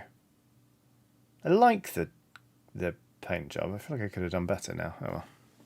Whatever you prefer. Okay, great. Cool. Good.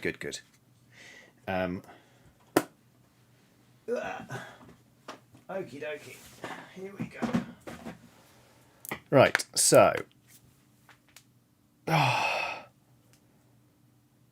Colin Lasser says, whole 100 yards. This is American football. Ah, of course. All I know is there's an end zone at the end, and that it takes fucking ages to get my dwarves into it. So, forgive me for not knowing the exact distance.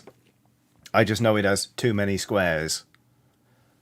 So, let's get back to this. Let's start doing a little cheeky bit of rebalancing and highlighting, shall we? I'm going to start with the cream.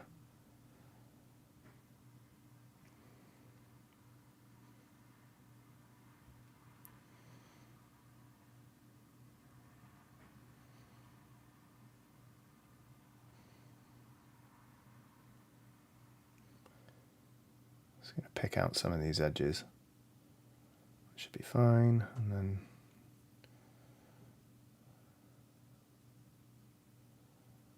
no, that's too weird. So I've done it now.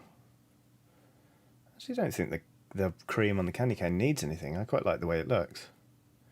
So sod that, I won't. Pick out a few more bits on this. Nice. Okay.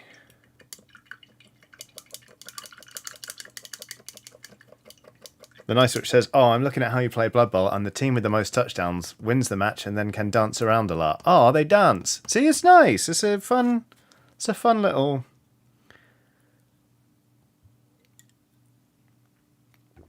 It's a fun little adventure of a game. It's quite twee when it really gets going. Right, let's work on the skin.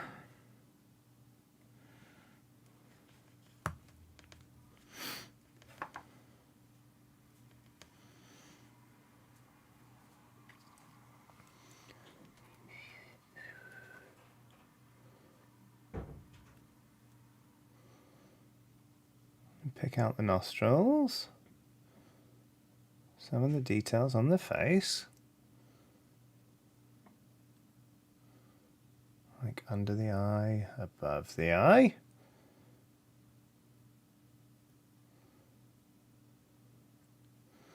And then I was looking forward to this bit. There's some brilliant musculature on this. I love painting muscles on my miniatures. It's not a sex thing. It's just quite useful in like it's enjoyable in terms of technique to pick out the different bits of like a torso. I enjoy doing it.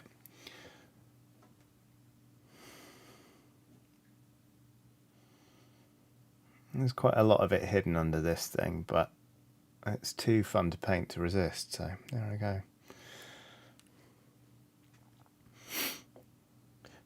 Mabel Teaches says, I love reindeers, fluffy noses. I once went, this is quite early on in my career, I had to go film a Christmas village. And I was shooting some B-roll toward the end of the day, and they had some reindeer.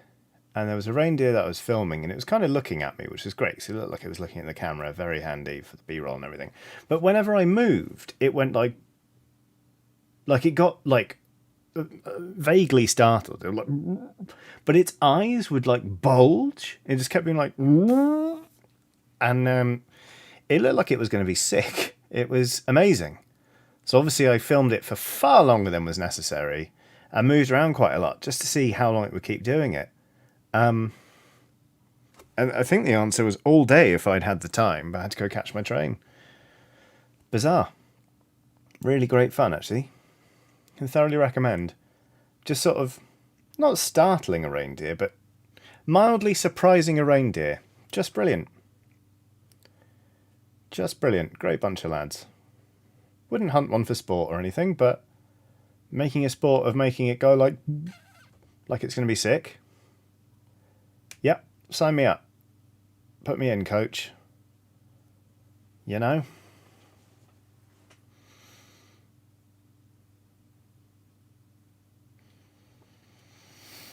All right.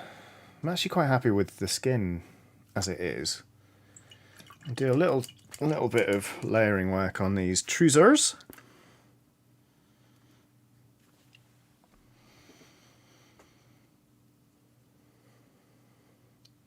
Table Slam says this one looks more like a pain deer. Nice, Table Slam. I keep thinking your username is Rumble Slam, but that is a tabletop wrestling miniatures game. Which is a very different thing. I haven't tried it, but there's a team called Knights of the Squared Circle, which just sounds very funny to me. But it's going to sound like a sex thing, but they're just like Venice Beach muscle bros with medieval helmets on, and they just look like a delight to paint. They look like a real treat. So I think if I ever get into it, I'll probably pick up that team just to give them a nice paint.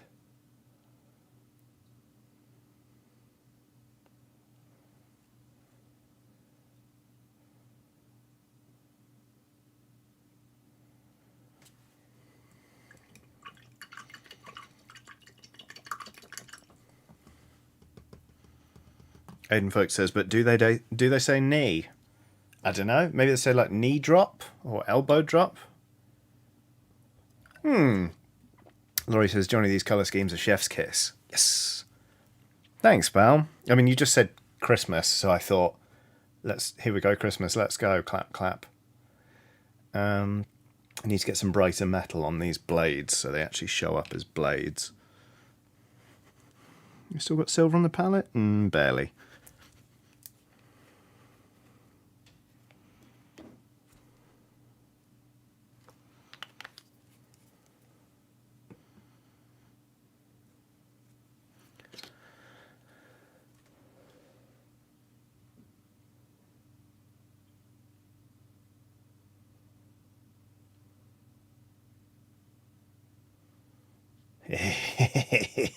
It looks really dangerous, but it's just non-toxic acrylic.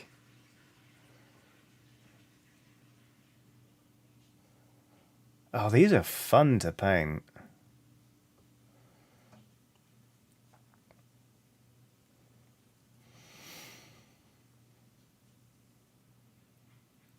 What's everyone else painting at the minute? All you hobbyists out there, what's on your painting bench? And if you don't have a painting bench, are you crafting anything? You doing anything hobby related? It's fine if you aren't. It's not for everyone. And there's a long and proud tradition of people getting bullied for doing this sort of thing. So if you're reticent, I get it.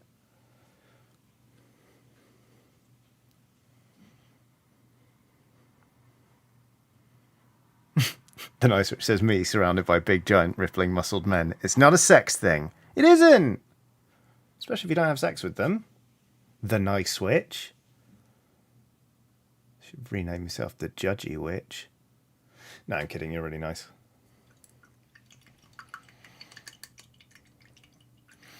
I'm going to need to do the eyes on this, Minnie. It just doesn't feel right without doing it. Oh, and I'll tell you what I'm also going to do. So I'm going to do a bit of cream toward the... I mean, that's a candle. That's a candle, that is. I'm going to do a bit of cream on the tips of these antlers.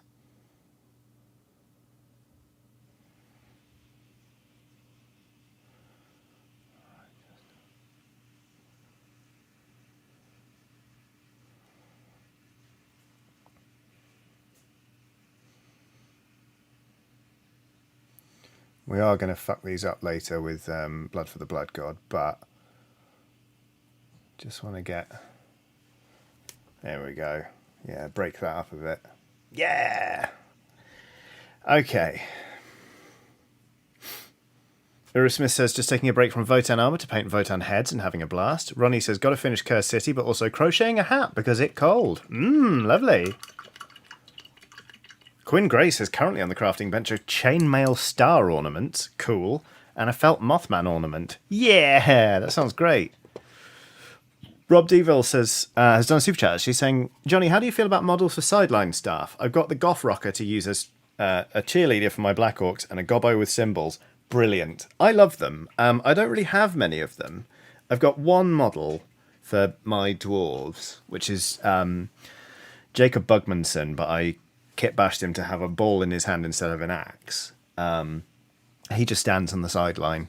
But I've got, like, there are other people in the league who have, like, an apothecary model to remind themselves that they have one, all that kind of stuff. I think they're brilliant.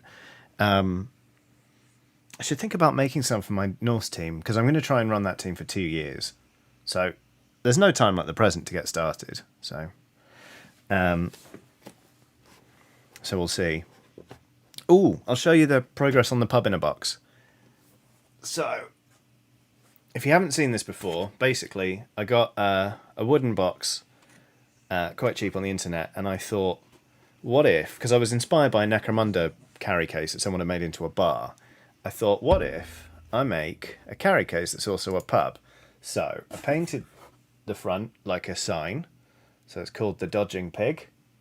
And you can see that's a copy of a wild boar from a medieval manuscript. And then these are all the different die results for Blood Bowl dice. But then, on the inside, it opens up.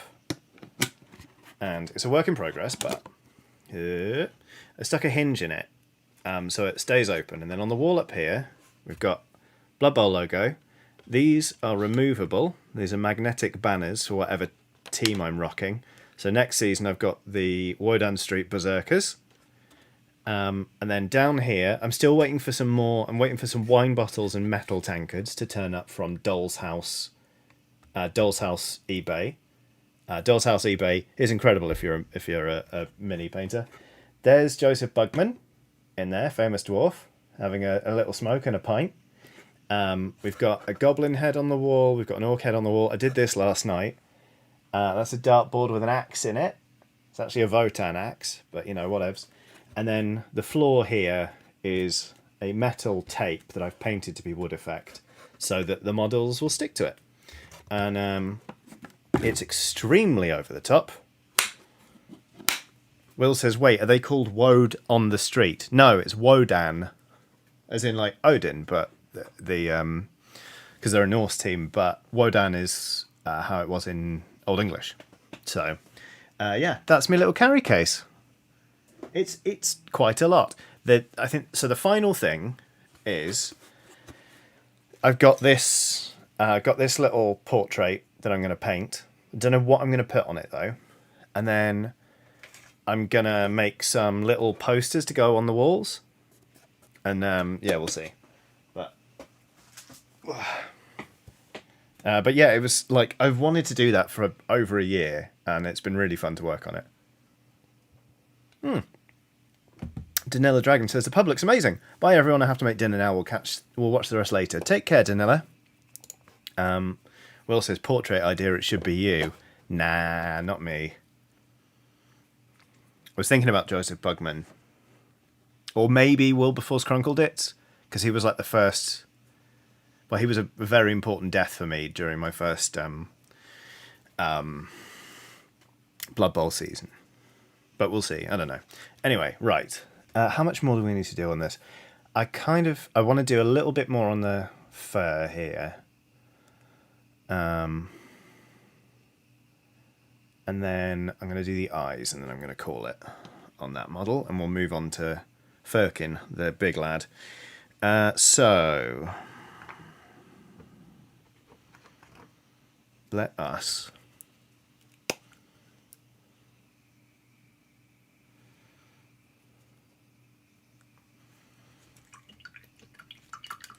I thought about putting Watson in the pub, but like I don't know, it feels like I love the dog, but she's not really like established in Blood Bowl, you know?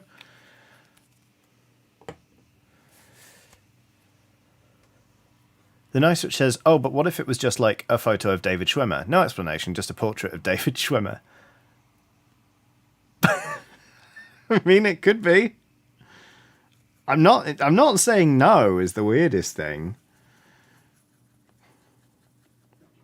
I mean, I thought about doing Sean Bean, because Sean Bean's kind of a running joke in the Blood Bowl League.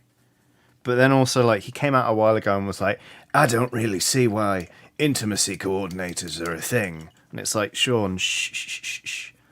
And, like, what if he turns out to be a grade A bellend? You know? I could just pull it off the wall, I guess. Maybe I'll just do Sean Bean. Maybe I'll just do a portrait of Sean Bean with his big bag of cans. I think that might be it. I don't know.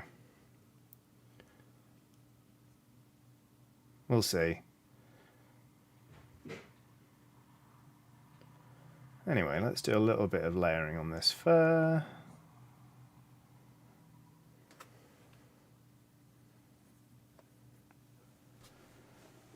Jackwood says just a big bag of cans. Yeah, maybe. I'm going to give it some thought, basically.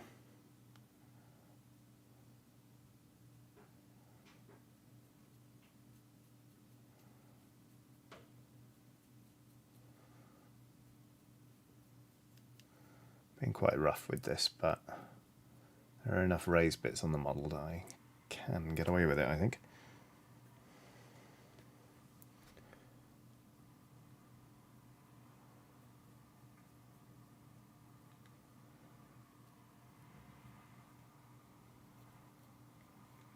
Yeah.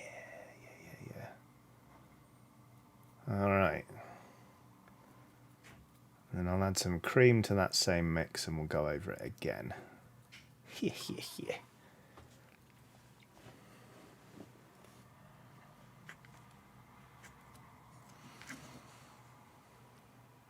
The nice switch says, big bag of cans has never been problematic. You're right. You're absolutely right. Why am I fighting it? Just have a big bag of cans. That's the portrait.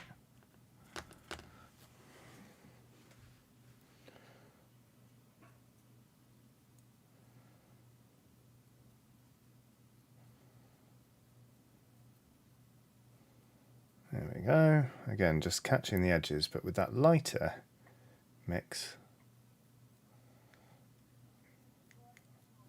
gives it a bit more definition.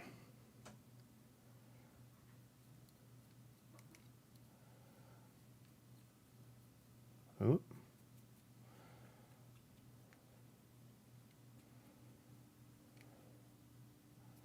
It's quite weird knowing the friend I'm painting this for is watching. It's picturing you at home, Laurie, being like, no, stop! That's enough! Okay, cool. We got some final bits to do, which is to say, let's do the stitching on these trousers, and then the eyes, and then we're done.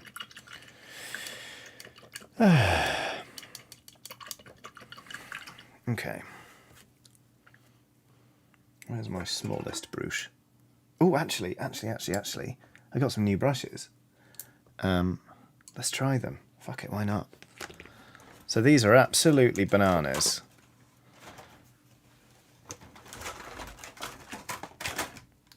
So my mum got me these for a £5. It's 5 brushes, and they are 16s. 16/0s. And this one's, well, this is an 8. But look, it's bent for like, ooh. Hugh says, what are these new brushes though, babes? Okay, babes. These are Montmartre mini detail brushes. These were picked up in a sale for £5. But you get 5 of them. And they are... you've got a shader, you've got an angled spot liner, a liner, a round, and a spot. And I know, like, normally I hate having a spot too, but, like, it's really useful. So what we're going to do is we're just going to get into this packaging here. Oh, God, you can tell it's live, can't you? What am I like? And then we're going to get out just the 16 liner. Oh, they feel different. They look like they should have a nice matte, almost rubbery finish, but they don't. Here we go. There we go. In. Well, that's a small brush. And we're going to get some cream on our palette, and then we're just going to do the stitches up the side of the thing. The nice one says, wow, you can paint round corners with one of them. Yeah, I've yet to give it a go, obviously, but I'm excited to... something. I don't know what I'm going to do with that. I guess it's useful for, like, bits that are hard to reach, but...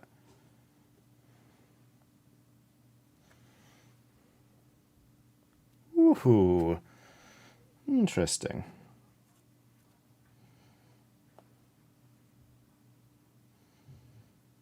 All right.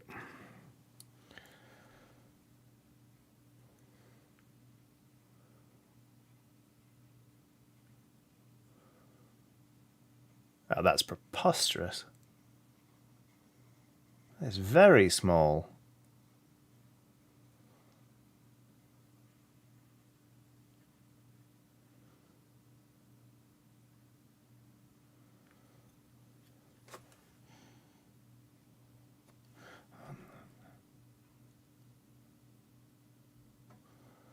Wow, this is one of those things where you're like, oh, was my inability to do this thing partly down to me not having a tool small enough? Have fun with that one, chat. Go on, it's nearly Christmas. Oh, I bodged that a bit. Alex Simpkin has done another super chat saying, can I make a silly suggestion for Oxventure's One Shot Wonder, the Primeval TTRPG, as I know how much Luke loves dinosaurs? Interesting. I shall have a think. I'll put it to them. Don't know when we're next filming a One Shot Wonder. There's one in the can that's coming next year, next month, and that is very funny. So I look forward to that one. But I mean, I bloody love dinosaurs. I mean, who doesn't? I suppose the lawyer in Jurassic Park, but shouldn't have abandoned the kids and hidden the toilet. So, you know, not really interested in his opinion, actually. But yeah, who doesn't love them? Primeval, right. The nice which says, I could do without dinosaurs, to be honest. A bold opening gambit there. How come, if I may ask? Even turkey dinosaurs.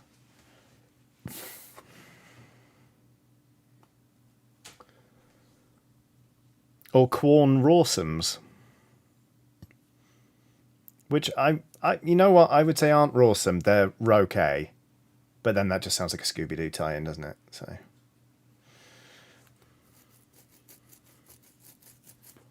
Anonymous says, hey, when you need to go, you need to go. All right, fair.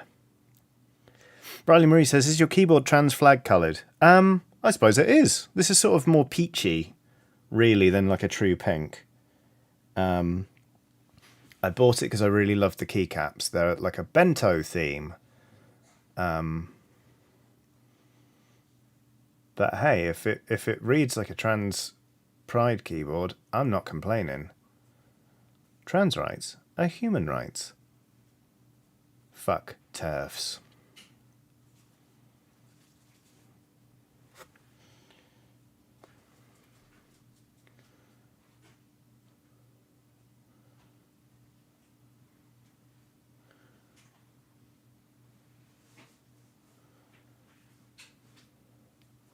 Hugh says it looks a bit more. It looks a bit like Optimus Prime, so more Transformer. All right. Oh, yeah. Hang on. The Nice Witch says everyone was angry at me for speaking the truth. Was there a? I'm not angry with you. I'm just curious as to why you could do without dinosaurs. Septimus 1026 is on a super chat saying, after arriving in the style of a grey wizard, I must return to work. Thanks to the stream and everything you've done to promote a caring, kind, and slightly cursed place to relax. Oh, that's... Oh, if I ever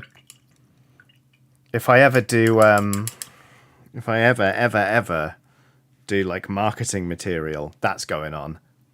A caring, kind, and slightly cursed place to relax. Incredible.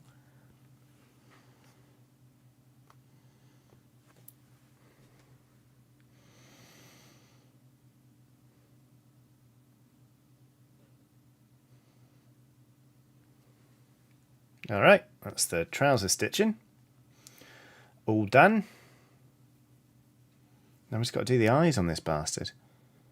I think it's just heartless black eyes, a doll's eyes.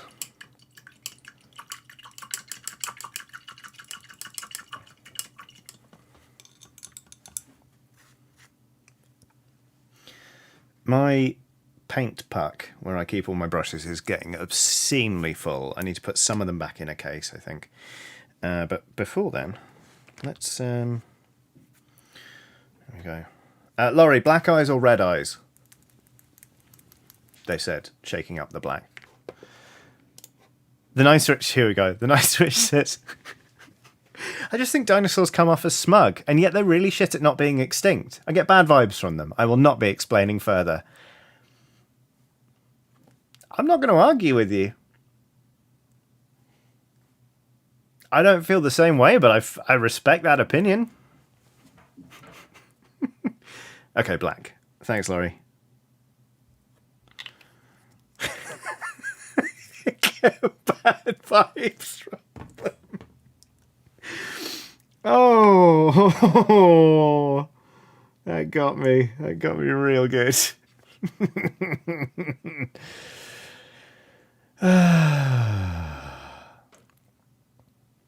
Okay.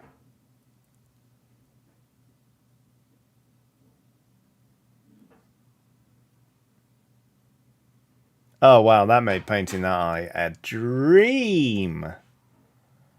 I love you, little Montmartre brush.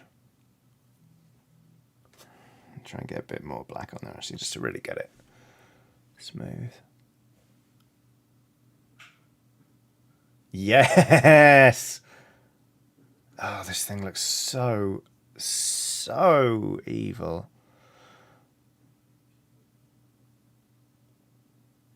Holy shit, friends. If you haven't got a 16/0 brush, a whole new world. Turns out they're brilliant. Have a bang on one.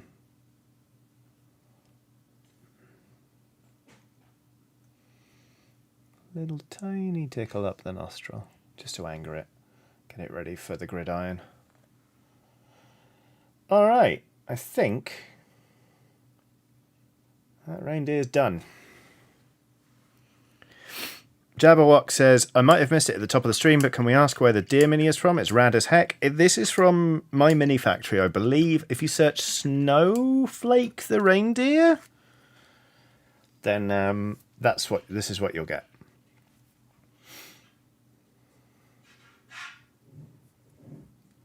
There we go. Right. We're halfway through the minis I said I'd paint for my friend.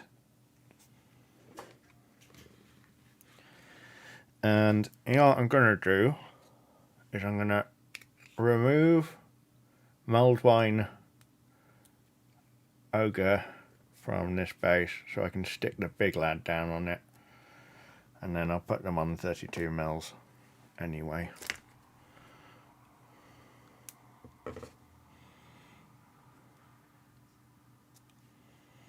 Had a bit of trouble with this one in that you can see there's a hole in the tree, and also, let's face it, in his bum, because these were printed hollow, which meant that there was a hole for the excess resin to escape. But it was kind of, I had to leave it overnight to kind of just escape the rest of the model. But I already primed it when I realised, so I had to do a bit of patch priming with some paint on stuff, because you try priming when it's been snowing with a rattle can. So yeah, it currently looks like he's done a big messy shit, but he's also a bird. But I just wanted to explain my working, really. The nice switch says, there's holes in everyone's bum, don't worry about it. Phew, thanks. Okay. Great, let's crack on.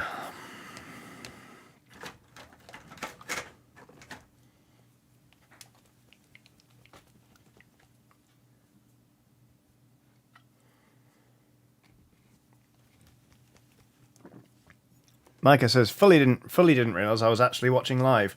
Hiya! Hello. I liked it when you were in Red Dead Redemption 2. You did a good job in that game.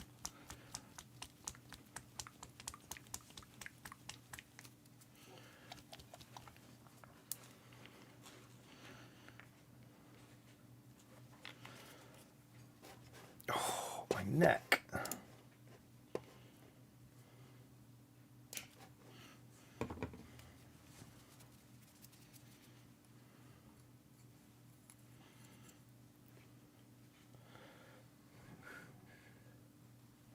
Keep Calm and Reload says, Andy would disagree with that, Johnny. Well, Andy's welcome to his opinions on Red Dead Redemption 2, and I'm welcome to mine. For example, here comes another one. That game's too fucking long. It is not respectful of the player's time in any way, shape, or form. It is a technical marvel, but it is bloated. Bloated, I say.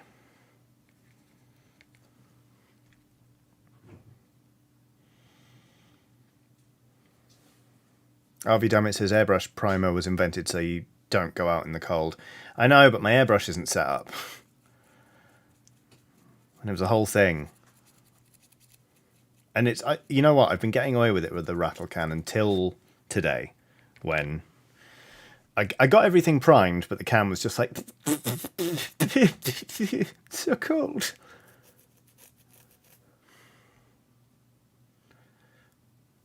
For 14 says, Andy has said that Dark Souls doesn't respect the player's time. What, not enough long dialogue cutscenes? Nah, like, I can see where Andy's coming from with that. And it expects you to retread a lot of ground. But they each have their merits.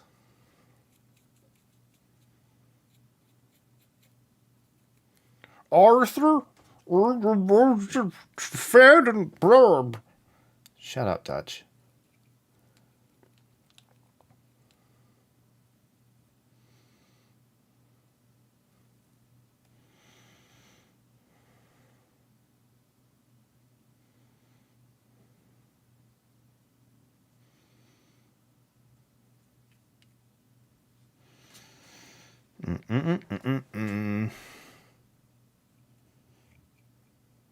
That almost turned into Stop You Messing Around then.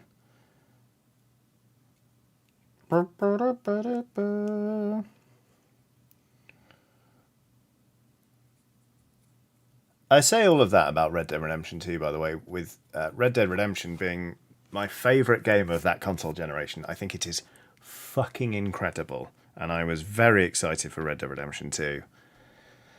But I also just didn't feel like I had enough time to play it. And when I was playing it, I was like, oh god, I gotta... It's like how I imagine people feel when they're doing one of those challenges where you have to eat a whole big meal. They're like, do I start with the... Just start with the burger or the chips? The chips are carbs. I shouldn't fill up on carbs, but the chips are so good and cold chips are so bad. Maybe I should eat the chips. That was me. I was like, I want to just go fishing, but then I'll never progress the story, and Dutch is yelling at me, and I've just given the camp $4,000, and no one else seems to have any fucking money in that camp, and I don't know, and now there's a random man yelling at me from this thing, and maybe I'll go do that side mission. Oh, and here come the O'Driscolls, blah, blah, blah, blah. It just... Enough. Will says, I've only done one of those challenge meals once and I was so drunk I didn't realise it was a challenge. Smashed it. Very nice. Weekend Minis has done a super chat saying, how ridiculous is it that the beginning of Rudolph starts by saying, you know, and then lists the 8 reindeer, and then immediately asks, but do you recall the most famous reindeer of all? Is that ridiculous? It's poorly structured, I admit. Well, I guess if... Oh, no, I see what you mean. Because if it is the most famous reindeer of all, yes, you would know, because the song has already presupposed that you know the names of all the others. If anything, it presupposes that you are a mega fan and that you have them all memorized. It's kind of like expecting people who love BTS to be able to name all of them as well as having a bias. Which is reasonable for any self-respecting BTS fan, you know? Interesting. Brian Shiner says, I thought the main game of RDR2 was perfect and the epilogue was way too long. There's a fucking epilogue! There's an epilogue that's way too long! Come on! Like, case in point.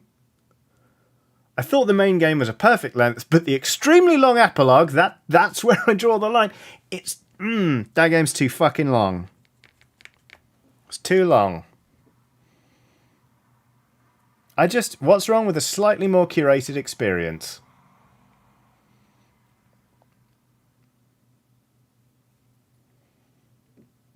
I've said my bit now.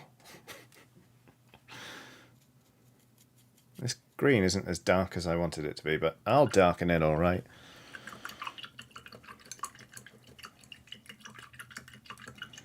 I have to say I respect the hell out of Andy Farrant's ability to impersonate Arthur Morgan. And his Dutch is good as well. I tried to do John Marston, and I got it for about 5 seconds, and then suddenly it just turned into Linda's dad from Bob's Burgers. And the balloons! So then I gave up. Because we also had work to do. But, you know. Hey, is that Arthur? See, it's so quick. So quick. You had enough? Here are the balloons. And that's why I'm not a voice actor. On Bob's Burgers or Red Dead Redemption. You know? Oh well.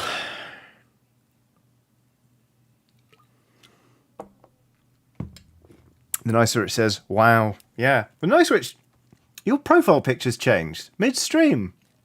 It's very nice, but I looked at the username and was like, that's not that. Oh, it is. There you go. Jabberwock says, the Marston to Old Man from Jersey pipeline. Right? It's a popular pipeline.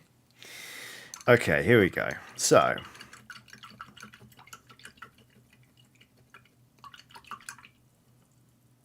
the Nice Switch says, yeah, I did that purely to confuse you. Well, it works, but it's a nice photo. So, oh.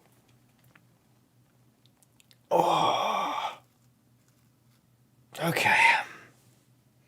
So, what we're going to do next. I'm going to try, I think this will work. Yeah, that'll work. Great. Because obviously this guy's dressed in a Santa-esque outfit. So we're going to do these shorts very red and the hat very red, and we'll do white or cream on the waistband and the hat band here, and also on the bands of this this bracelet. But the bracelet looks very much like leather. So what I'm going to do is use a slightly different colour. This is Vallejo's Terracotta, which is kind of, well, you'll see, sort of a reddish brown terracotta sort of colour, really. I'm going to put that on this to give it sort of that leather effect. And then I might even do some weathering on it with a lighter brown.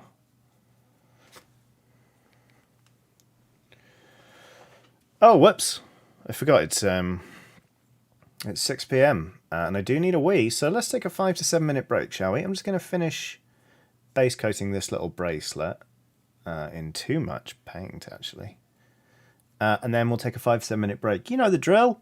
We're going to go away for 5 to 7 minutes. If there's anything you want to do in that time, like if you need a wee or you want to make a cup of tea, or you know, you've got that task that you could get done that you'll feel better for having finished, etc., go do it. And then we'll reconvene and carry on.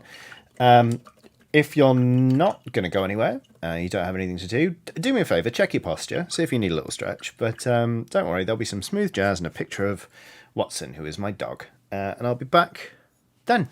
So be right back, be good, see you momentarily.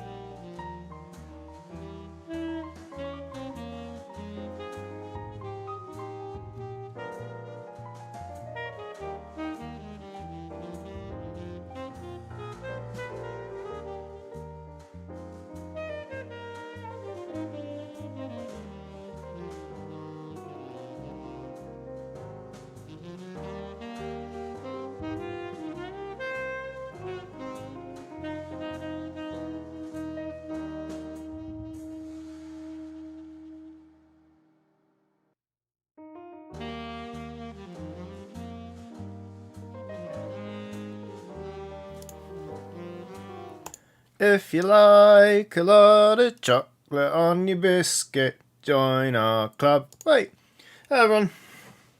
This stream is brought to you by Club Biscuits. It isn't, but I get that jingle in my head quite a lot. So that's some free ad promo for them. There you go.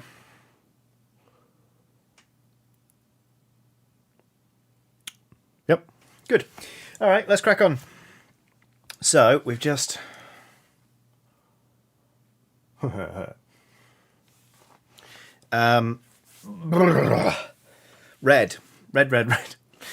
What a weird thing to say straight after being like. We're going to paint some red now onto this model. Naka says, orange club's the best. I love an orange club.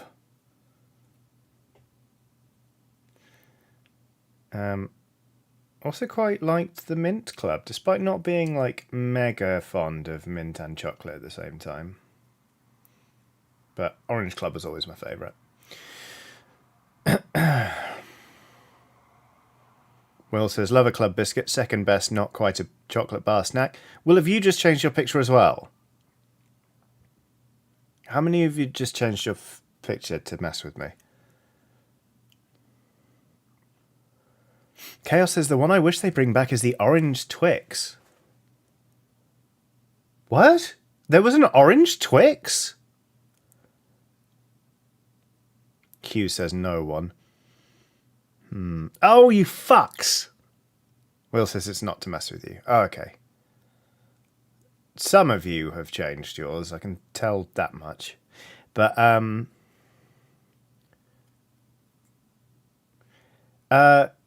I didn't know they made an orange Twix. Would I enjoy an orange Twix? I feel like I would prefer...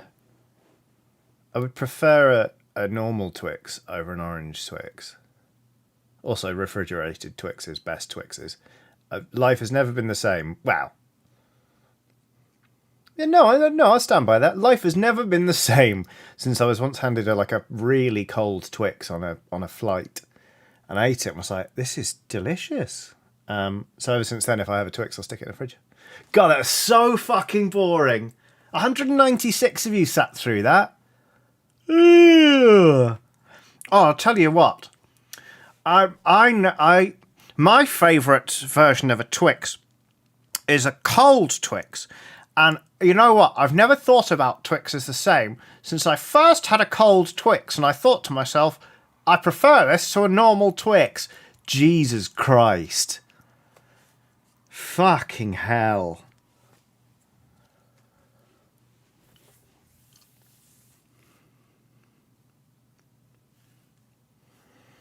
King hell.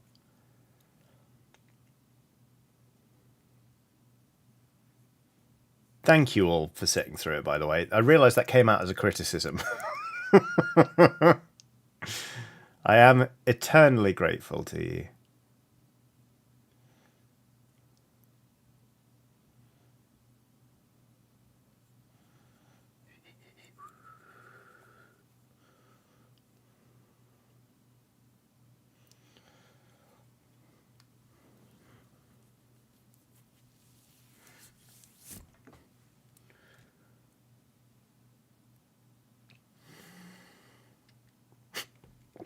Will says, Johnny, mate, you're a white person in their mid-30s who makes their income painting little figures and playing role-playing games. You are allowed to be boring. Okay, fine. It's just sometimes when I catch myself, it's partly because I've been doing it to people in real life, where I will embark on something and I'll be like, that had nothing of value and was fucking dull, you know?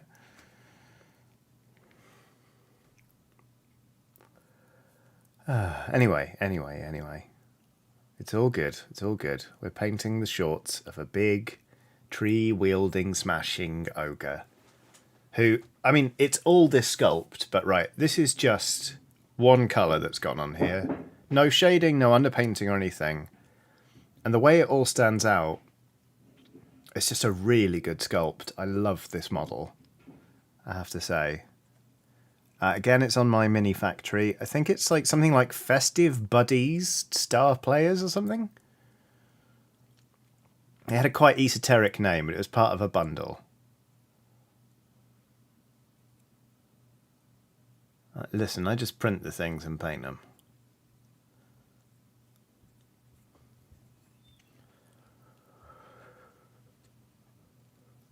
Well, I was going to put that on my tombstone, to be honest. That had nothing of value and was fucking dull. How dare you, Will? You are anything but dull.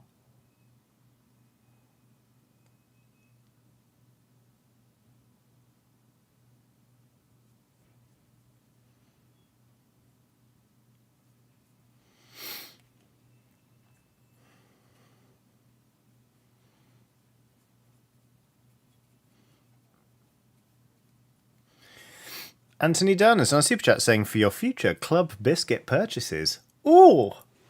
Thank you, Anthony. Maybe I will treat myself to a club biscuit. The thing is, I don't really have a sweet tooth, so I never think to buy sweet things. But you know what? I'd love to be able to access a club biscuit because there's a couple in the cupboard. Why not?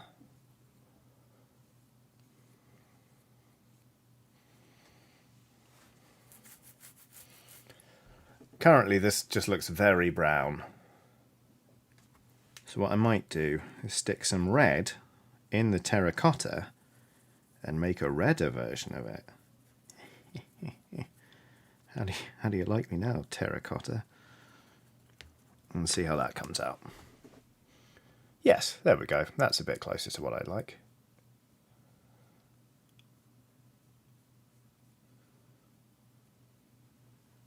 Ooh. Oh, the blue tack went, so then I panicked, but then I caught it.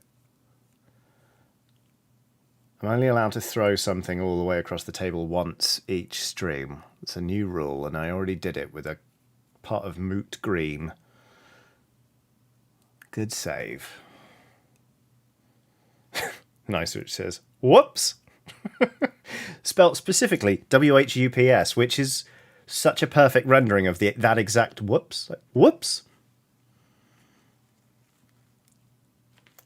Serenity Moon says Serenity Moon 1976 says there was no panic, just good reflexes. You flatter me, Serenity Moon.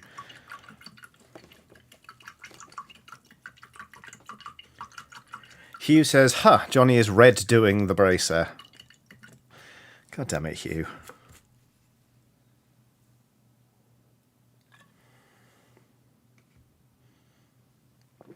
Oh no. Paul Howarth says, I was painting a mini yesterday and dropped it on my wet palette and it full rolled around in there. Like a naughty toddler. That's heartbreaking, Paul. I hope it wasn't too much to fix it. I did actually drop this in my wet palette last night, but thankfully it was quite early on, so there was a big patch that didn't have paint on it. So I got away with it. But yeah. Right. It's 21 minutes past 6 here in London. And I reckon we'll be able to finish these 2 models by the end of the stream. This guy's coming on in leaps and bounds. Need to put some more red down.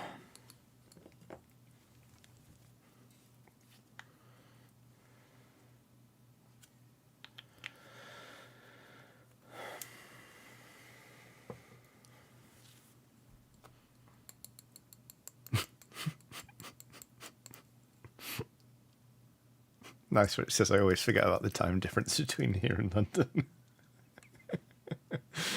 Yeah.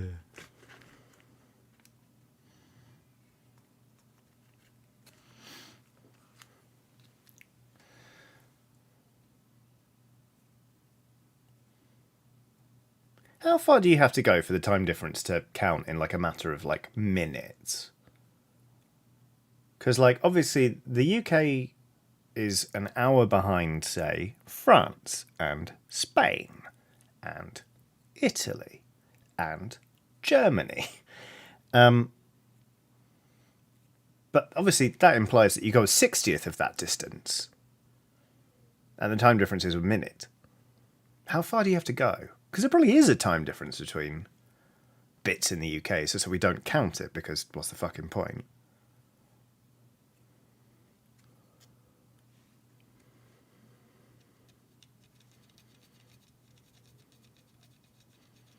The nice rich says, strap in, folks. Johnny's going to name all the time zones. Eastern time. Pacific time. Central time in the America. Greenwich Mean Time. Or Central European Standards Time. Are they the same thing? 1.15 miles according to a Google, says Naka. Wow. Repercussion says, dinner time. Enjoy dinner, Repercussions. 1.15 miles is 1 minute, apparently. Jenny Doe says they're going to do the shipping forecast soon, and I'm here for it. I need such a tiny prod to start doing the shipping forecast, in fairness. Because I fucking love it. German bite. 14. Later 12. Turbulent, becoming good. Humber. I should need to get her. The Nice Rich and Jack Wood both just, and Serenity Moon 1976 all just went, Fran? Fran? Do you want me to come, Fran? I'll come, Fran. Don't hang up, pal. Oh, that's burned into my head. Annoyingly, I've talked about this before, but every time it comes up, I will repeat it. There is a podcast called the Random Shipping Forecast, done by the BBC, and it's a random shipping forecast, and it is amazing for getting off to sleep, for drifting off. Just put it in my ears, and then just suddenly it sends me completely off. But okay, I'm gonna rewind a little bit because Emma Benton is saying, I'm sorry, what is happening? Two things, Emma Benton. Firstly, we're referencing the shipping forecast, but secondly, it comes up in an episode of the Channel 4 sitcom Black Book, starring Dylan Moran, Bill Bailey, and shit, what's her name?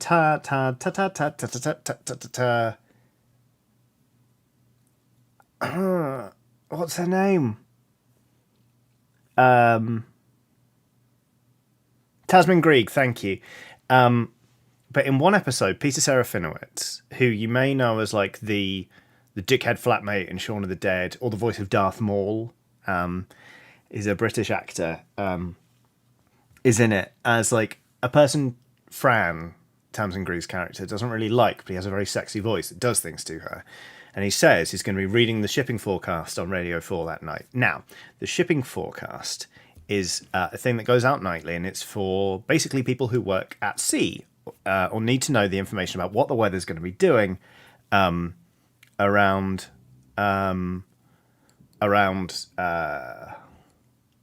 the wet bit, basically around like the UK's sea bits, coast. And they read it out, and if you don't know what the terminology means, it all sounds incomprehensible. Because they will genuinely be like, Dogger. Good, later, turbulent. 14 to something. Blah, blah, blah, blah.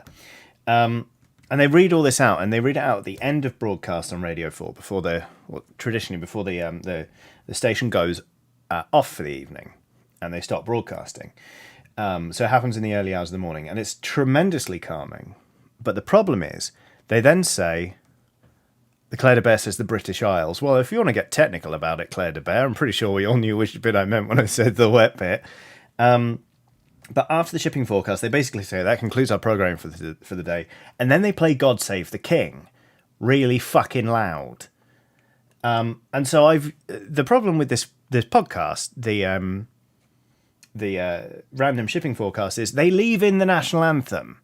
So I'll be there and be like, go to sleep, and just like, German bite, blah, blah, blah. And then suddenly, bah, bah, bah, bah, like, blah, blah, blah, just fucking wake up, and suddenly I just feel awful.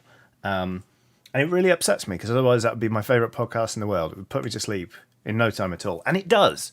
It's just that 15 minutes later, it destroys my ears with a shit song. So there we go. That's all of it. That's That's an explanation of how the shipping forecast figures in excellent comedy Black Books, and why there's a podcast that I almost love.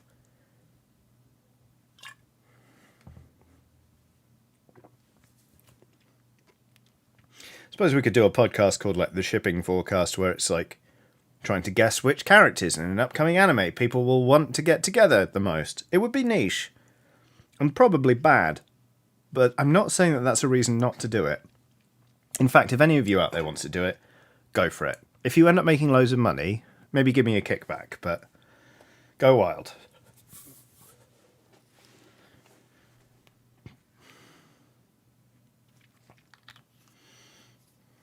The Nice Witch says, oh my god, I want that podcast.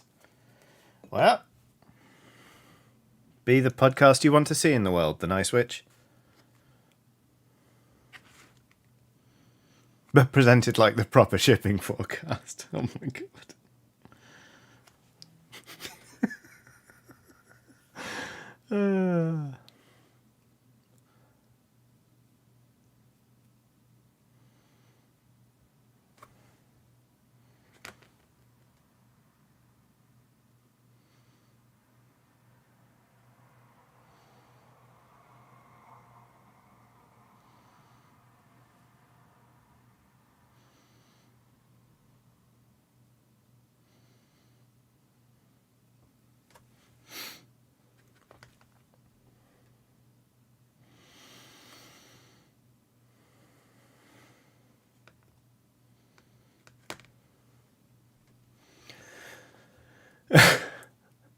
Ray PW says, Naruto good, Sakura turbulent. Brackets, I don't know a lot of anime. The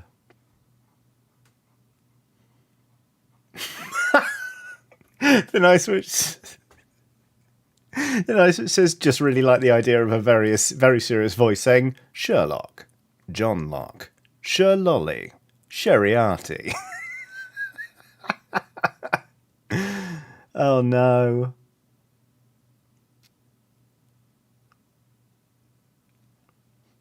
If I were like 4 pints into this conversation, I'd be like, let's do it. And I'd be researching different fandoms.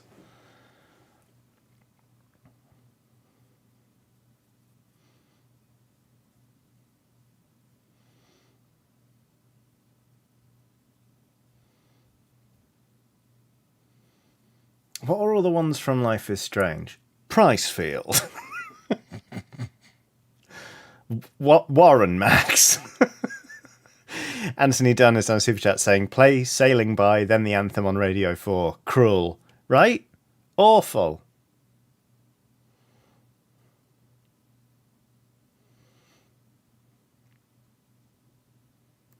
Will says, Harrow, Yanthi, Gideon Nav. Starting strong, developing poorly. Oh, this is very funny. Is it funny enough to sustain an entire podcast? No. Is that more reason to do it? Yes.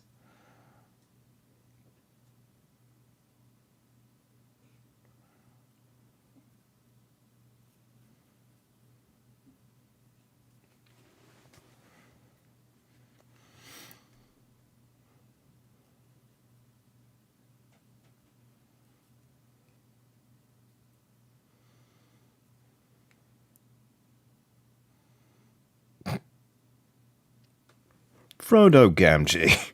Lego Thorn.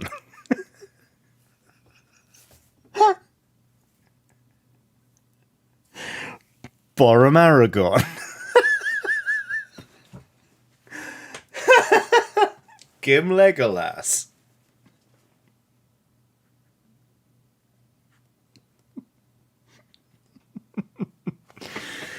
Help. Help. Help.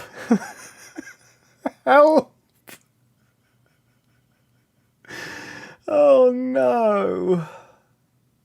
I've got another hour and a half of this shit. Oh dear.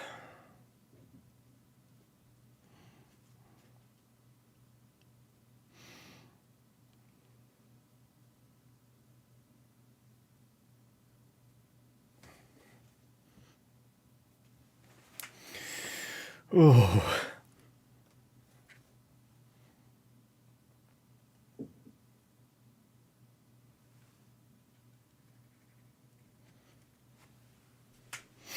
Angelic Fergus says you only have yourself to blame. Oh, I know. I know.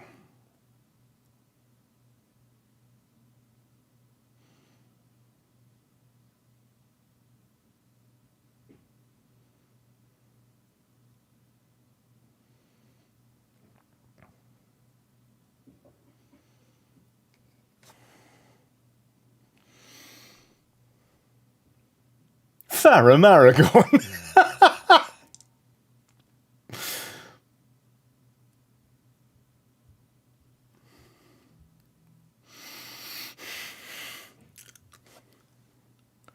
Claire the Bear says, Johnny, Mummy Bear would like to know if you're going to make the tree darker. Yes, I am. So what I'm going to do is, I've got a green shade somewhere called a Athonian Camo Shade. Here it is. And I'm going to slop that all on there and it's going to make it a lot darker.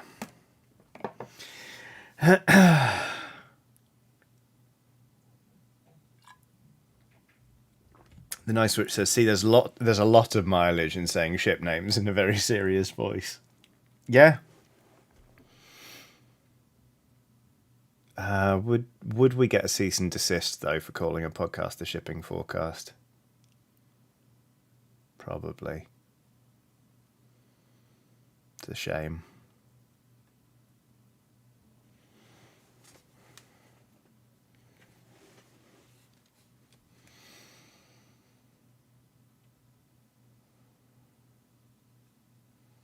Those two out of She-Ra. Turbulent. Later, cyclonic. Catra. That's it. God, that show's good.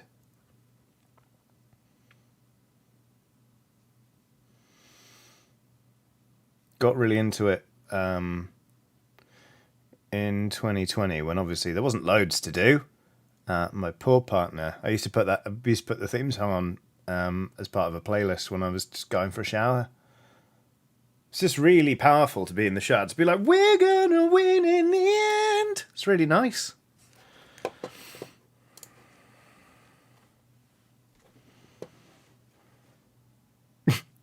Finpo, Raypo, Rayfin good, developing good. Cat Dora, there we go. The Shipper's Forecast, there it is. I mean, that's... It's not gathering steam in my brain. Pomelo Boomslang says shower music. Yeah, bloody love a bit of shower music. Don't really like showering without putting music on. Then I'm alone with my thoughts.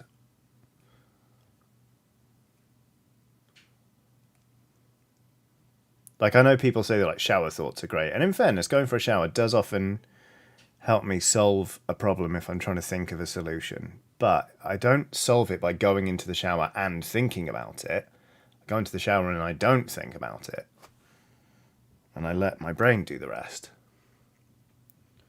There was one time, I think it was the night before an Oxventure live show, and I had nothing, and I was really racking my brains. I just couldn't think of what we should make the adventure about. And I was like, there's nothing for it. So I opened a beer and got in the shower, and then 10 minutes later I got out of the shower and I had a session. So it was good.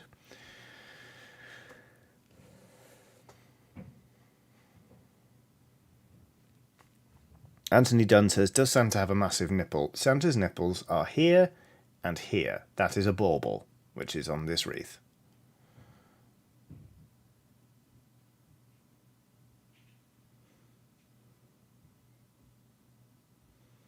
Erin Yeager and Armin.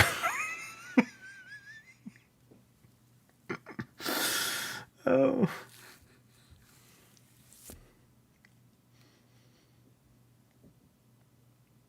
Will says, okay, so in terms of shower thoughts, am I the only person who writes notes on their shower door to organise their shower thoughts? I personally don't do it. I can imagine there are other people out there, maybe, who do it, but no, that is not something I have ever done. Again, because I think my shower thoughts are no shower thoughts. But I'm impressed. I'm impressed that you're there basically like minority reporting it.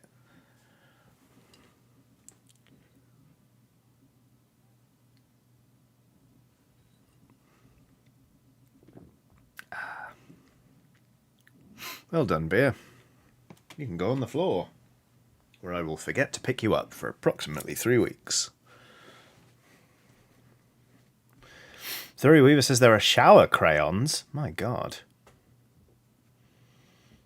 Well, says mostly it's Warhammer list building maths. That makes a bit more sense. No, the shower is for not thinking, and occasionally, if a thought does creep in, yelling at an embarrassing memory until it goes away. That's half my existence, in fairness, is just swearing out loud because of something that happened 15 years ago.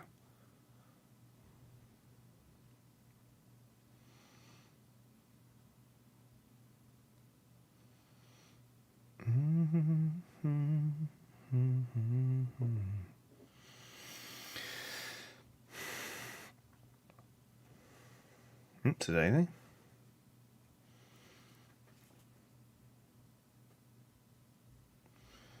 Alright, getting there.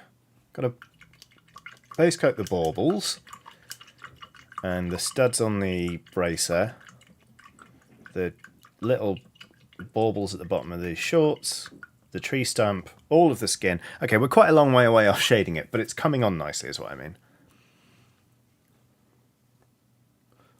Alex Simpkins done another super chat saying, random dinosaur fact. The largest dinosaur was larger than any other dinosaur. Fuck. Bad. Bad Alex Simpkin. Bad.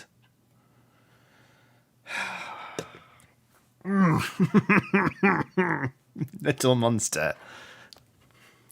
God fucking damn it. That was so quick I didn't really even have a chance to get hooked in, like to get hoodwinked. And as Naka points out, you're not wrong. That felt like the equivalent of somebody driving past and throwing a cup of McDonald's Sprite directly into the back of my head really accurately and then just driving off at like a leisurely pace. Like not even speeding, just like smash, that happened. God. Fucking hell.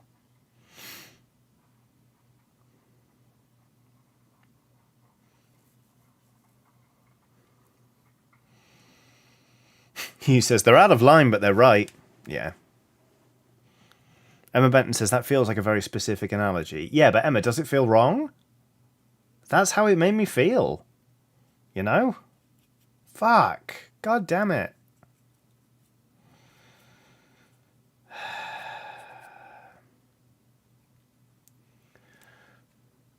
Emma Benton says, did someone throw Sprite at you from a McDonald's cup? I can't rule out that it's never happened, but not that I'm not thinking of a specific incident. I was reaching for something, and I was like, it's like someone's throwing like a paper cup of fluid at me, and my brain just went, it's McDonald's Sprite, and I immediately thought, yes, it is. Yeah, that's accurate. I think that's a hangover from running tabletop role-playing games so much. Is like, you just have to get into the flow of immediately settling on something and it being the right idea. Never second-guessing yourself. Clay Trimble says, came in a tad late. Firstly, no you didn't. You arrived precisely when you mean to. But is there a specific game for these Christmas minis? Yes. I'm painting these up for my friend for a Blood Bowl Christmas tournament. This is happening this week, which is why this guy looks quite so threatening. So yeah, that's what it's for. And it should be a jolly good time.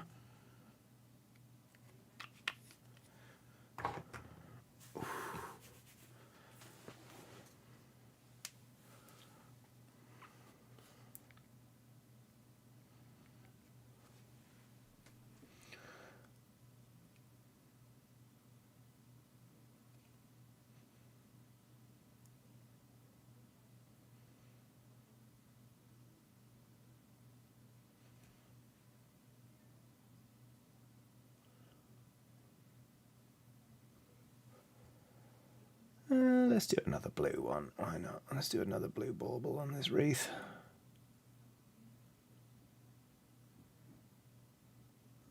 There we go.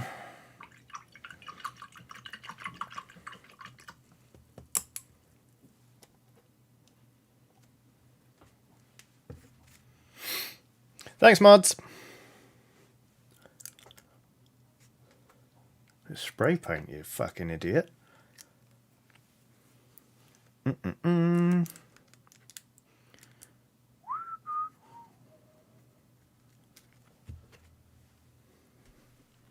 Nathan says 2023 was going to be the year of the Blood Bowl ham meat, and then Will got everyone excited about Necromunda. There's never going to be a Blood Bowl ham meat.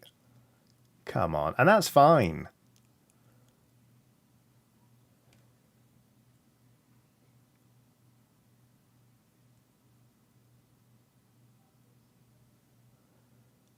I've tried to get people into Blood Bowl, and it's fine that everyone gets distracted by 40k.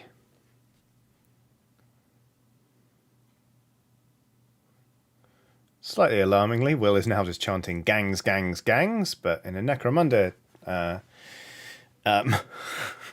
context, that's fine.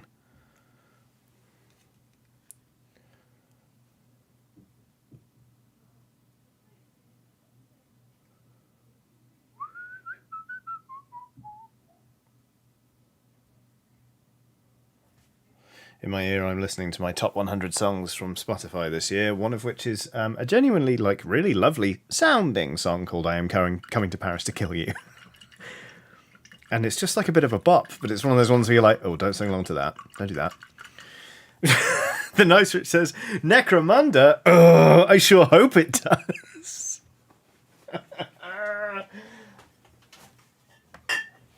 I mean... Sarah, this one's for you. To your health, Sarah.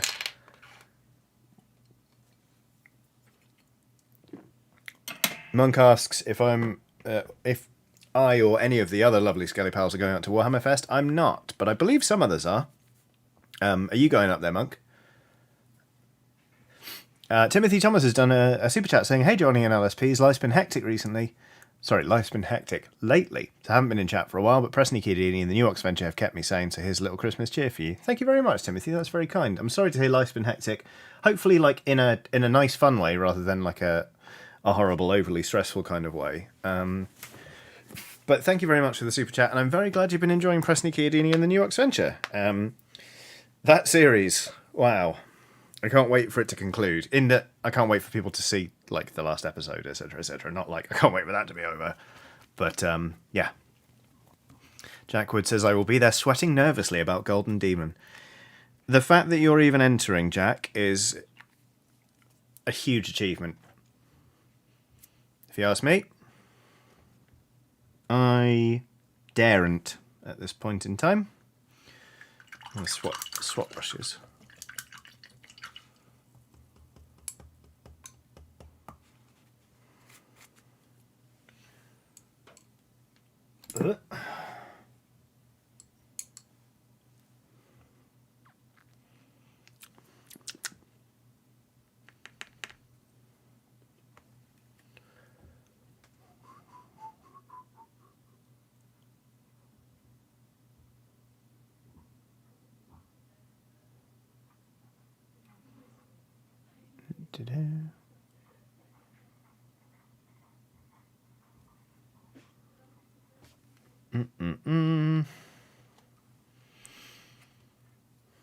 Oh, Monk says I'll be sweating with you, Jack. Well, best of fucking luck to both of you.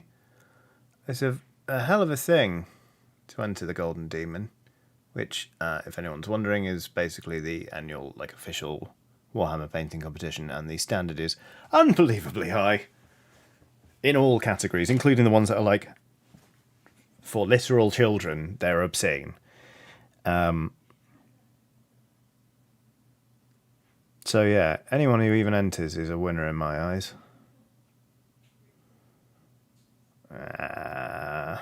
Fuck this up a little bit.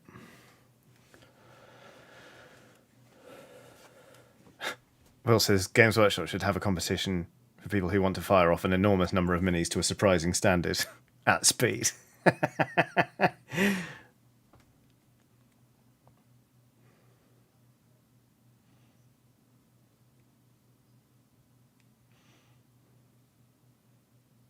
I think they should have a competition whereby you put in a miniature or a team or something that has a concept that's meant to be funny, and then what they do is they put a microphone right next to the judges' faces, and whichever thing gets the loudest wins. And it has to be can't be an actual laugh. If it's an actual laugh, they've tried too hard. It's got to be it's got to be one of those laughs, just a little single snort laugh. And the loudest one of those, that's the winner.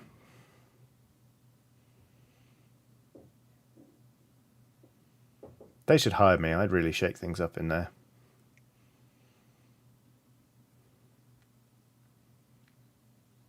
Firstly, let them queue at the bar at Bugman's like it's an actual pub. It shatters the illusion. Step 2, the snort laugh award thing. Step 3, well,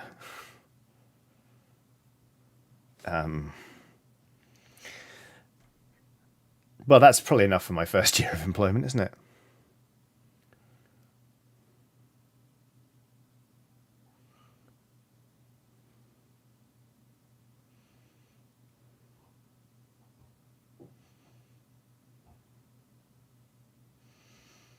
I hate painting with some metallic paints. Not as much as I don't want to learn non-metallic metals, though, so that's fine.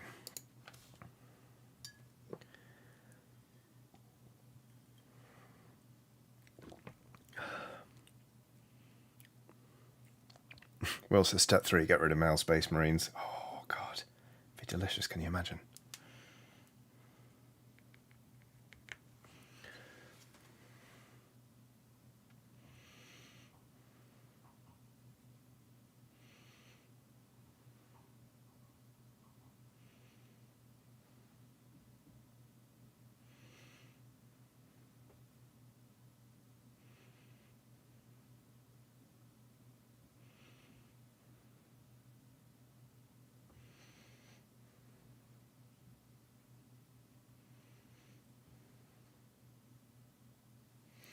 That's messy, but you know what? A shade covers a multitude of sins. So, let's layer up the skin.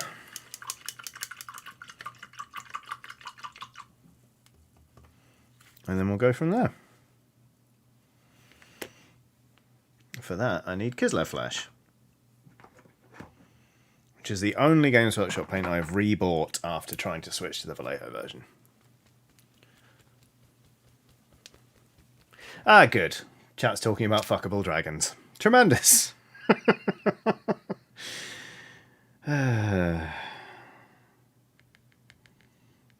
Stop paying attention for 1 second. Oops.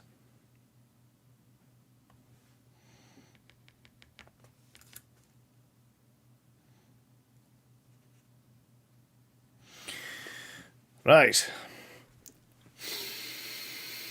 The Nice Witch has come in clutch and says, I don't really like dragons either, to be honest. Yes! Fucking yes! I agree, though. They suck. I think they're fucking shit. Fucking, dragons, so majestic. They're all assholes. All of them. Even Parthenax. Arseholes.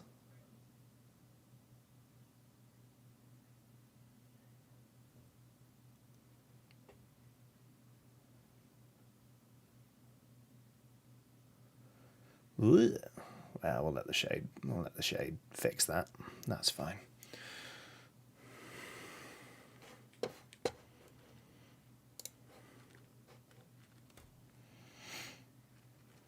Oh, the dragon was so majestic. It was a condescending prick is what it was. Respect yourselves a bit more. Fantasy protagonists.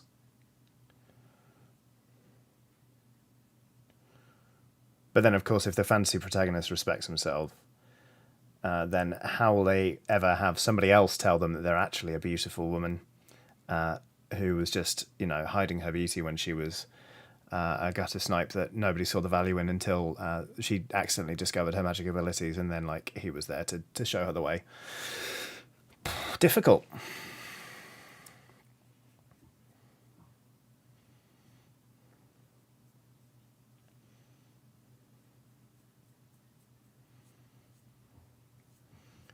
She was so shy, but beautiful and strong. And she couldn't do anything except for the fact she was magic. Nathan says, save it for the shipping forecast, Johnny.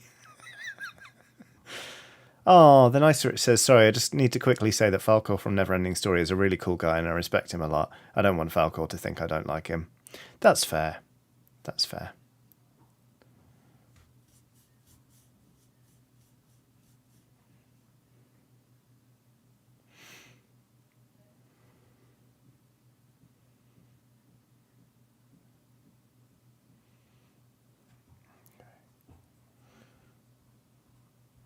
Sam Hodgson's in chat. Hello.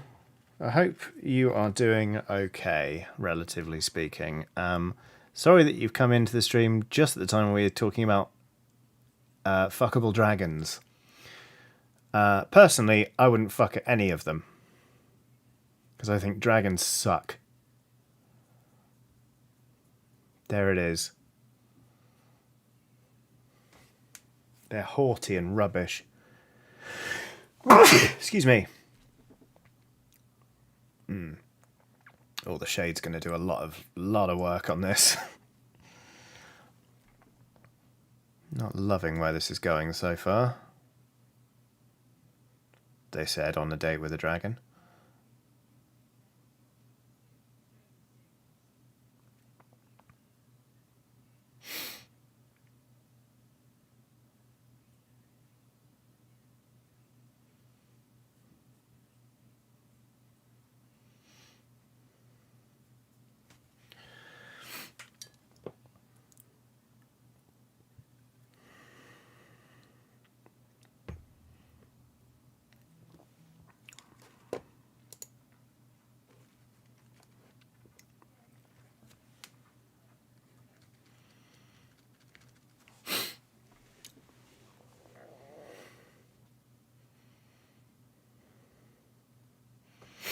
Hugh says, this stream makes me do weird things, I think, as I align a bean picture and a sheep shearing picture to make a Sean Bean joke piece of art because of a joke an hour ago. Wow, wow, Hugh. Bloody hell.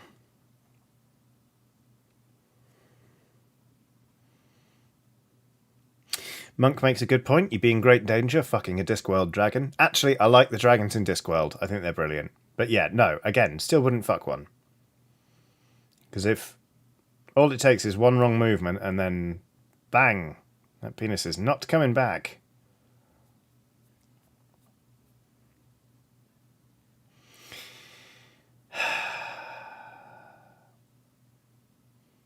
I tell you what, I'm really, really glad that I no longer have a YouTube account manager with whom I have meetings to talk about audience engagement and audience growth.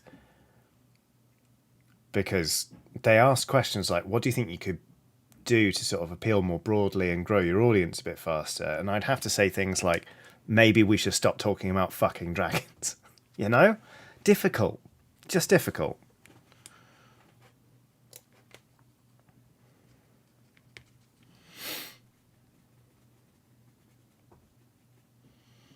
Anyway, look, I don't have an account manager anymore, but we probably should steer the conversation away from fuckable dragons, shouldn't we? My fault for picking up on it.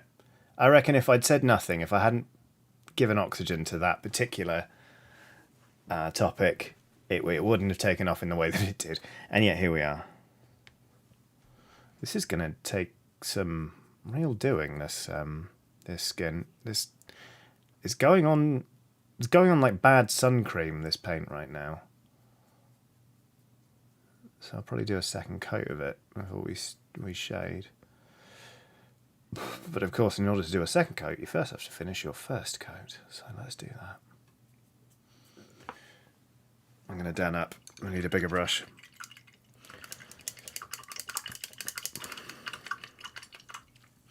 Anyway.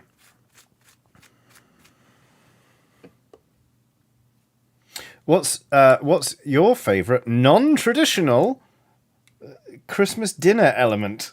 This will be an innocent conversation, I hope.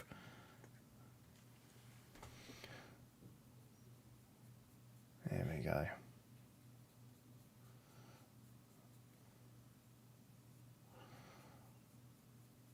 Personally, I've come around to the way of cauliflower cheese on Christmas. It's nice.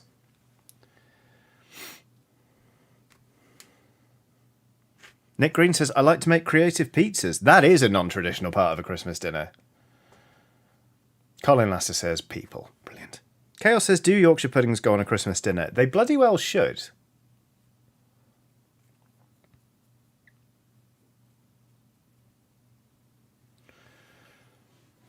Ray PW says, obligatory cauliflower is not traditional.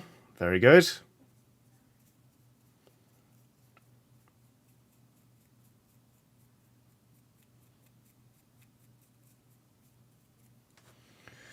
There we go. Yeah, this is a bigger brush is proving to be my friend here.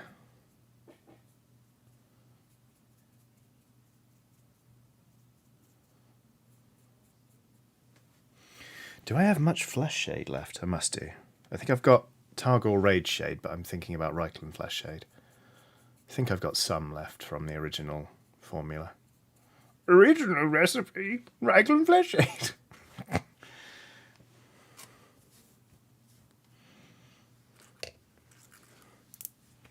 Oofed.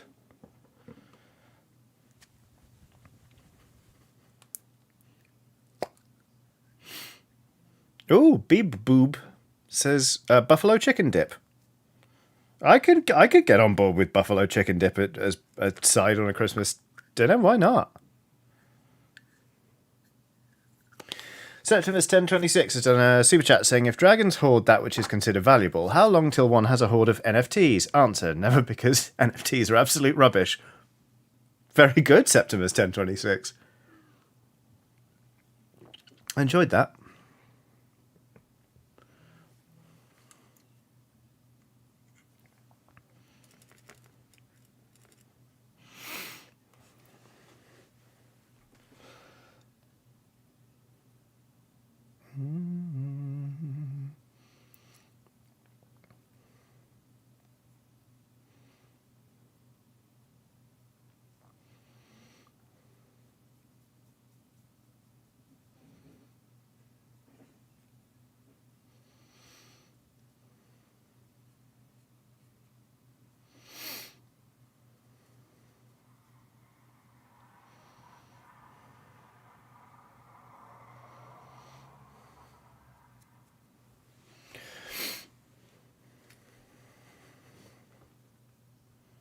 Bob P. Caramel says, these all sound great.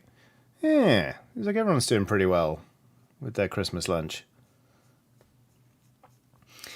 We overdid it with mac and cheese last year. So my partner was like, what do you want with Christmas lunch? And they said, cauliflower cheese. I was like, absolutely, bang, nailed on. And they went like, mac and cheese. And I was like, all right, cool. And then somebody was like, I can't remember who it was. We were like, what if stuffing mac and cheese? So I was like, all right. So we had 2 different mac and cheeses and cauliflower cheese. And it was a lot of white sauce, like a lot. I don't like what I'm doing to this miniature right now. I just have to trust the process. The shade will help. And I can layer it up. It's going to be fine, but right now I hate it.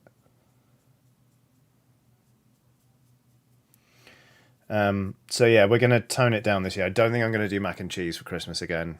There was so much of it as well. And it just gets in the way of potatoes, you know?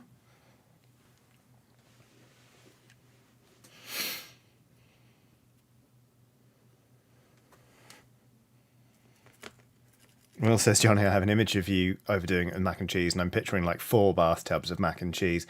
Thank God it wasn't that many, but like, I think we had 2 things of mac and cheese that we couldn't even get in the oven because we already had so much stuff in the oven, including the other mac and cheeses. So, like, Boxing Day, we just had fresh mac and cheese to bake. It was a lot.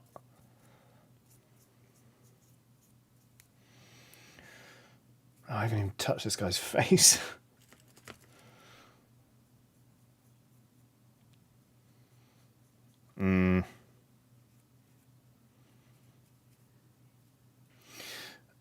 Right.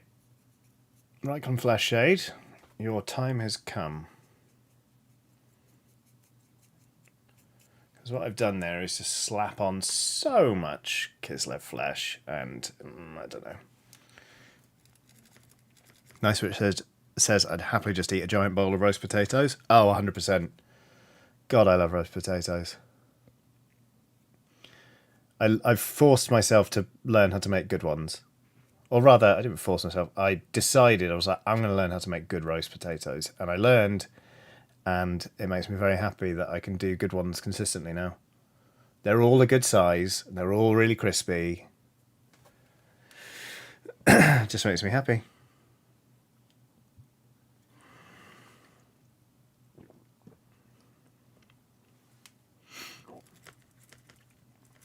I have to say, we've not done... I mean, my partner doesn't eat meat, so I always do like a veggie something, like whether that's a nut roast or like a pie or something. But not had... I don't think I've ever bothered cooking a turkey. That's not to say I've just eaten raw turkey before any smart ass comes in. They're like, well, you were pretty sick that year, weren't you?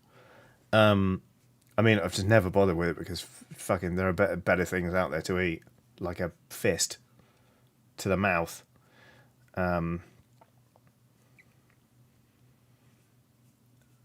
So typically tend to just boil a big ham in cider and then finish that in the oven.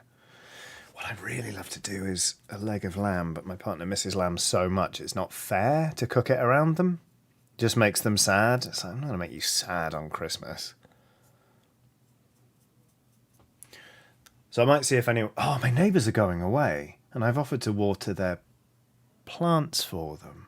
If I get the keys, I could do myself a secret leg of lamb in their flat. House plants need watering like 5-6 times a day, right? I could just nip out every now and then to check on the plants to make sure the plants are done. Interesting. Okay, all right.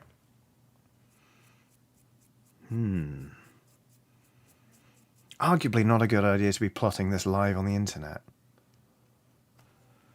The Nice Rich says, Johnny, don't cook a secret leg of lamb in someone else's flat. I could ask them for permission. No, it does feel dishonest, doesn't it? Anyway, look, here's how this big goober's coming on. Right, and then we're getting out the Reikland Flesh Shade. I'm going to stick with this big brush, actually. Will says, Johnny, are you doing a going on 2 dates scam with 2 ovens? This is a Bob's Burgers episode. Yeah, in fairness. God, I love that show.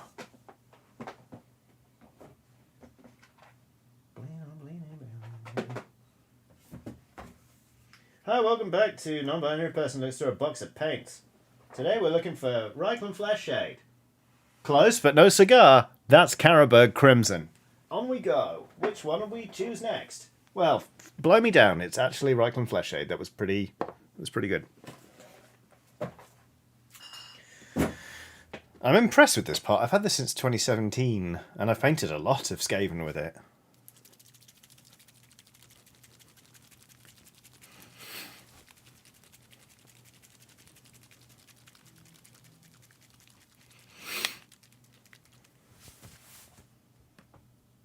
I just think if I can have lamb, but I cannot make my partner sad, because they wouldn't, like, just have a bit because it's Christmas. Like, they'd just be sad. I just feel like that's the best of both worlds, you know? I wouldn't burn down my neighbour's flat. Like, I'm a good cook.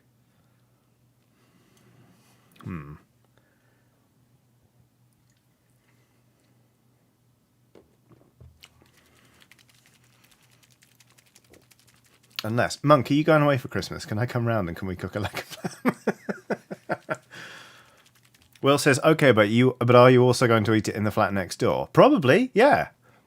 Or I could swing it out of their living room window onto our balcony and eat it out there.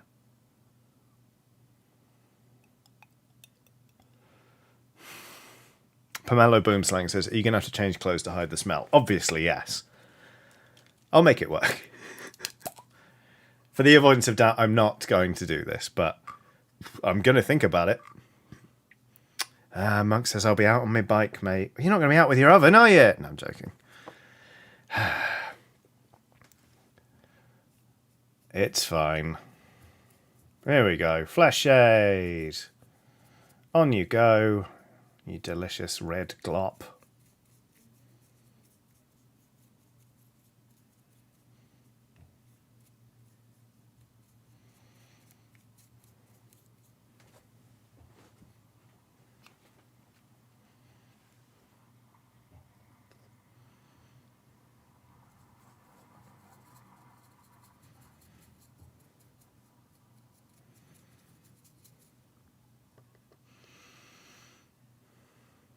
EJ says, we're having lamb for Christmas.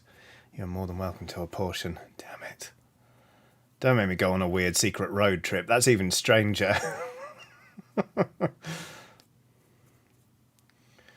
Do I do... Yeah, fuck it. Let's just go flesh shade all over. Why not?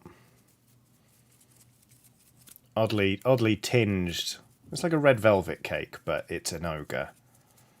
But I won't do flesh shade on the tree, because that does need to go a darker green.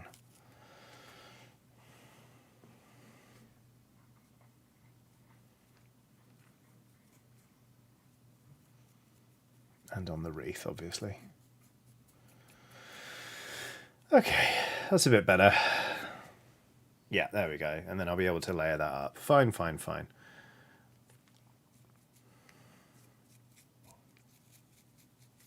Mark Cowan says, so you know restaurants are a thing. Yeah.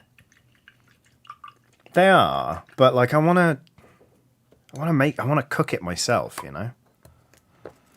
I'm not gonna rent out a whole restaurant just so I can cook a leg of lamb, you know? Anyway. It's time for that Athonian camo shade I mentioned earlier.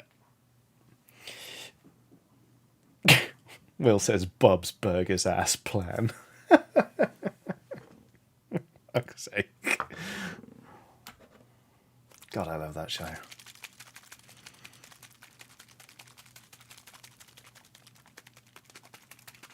Captain Crimbo says, so now we're starting a lamb restaurant in the neighbour's flat? No, I wouldn't do that to them. I'd choose someone in the building I don't like, and I'd invade their home and make a restaurant in that. The Nice Rich says, okay, I have to go, but thank you for a very good stream. Always nice to have a space where I can direct all my nuisance energy. Take care, Skellies. Make sure to subscribe to the Shippers Forecast. Take care, The Nice Rich. It's been bloody lovely talking to you, as ever. Can't wait for the podcast to launch.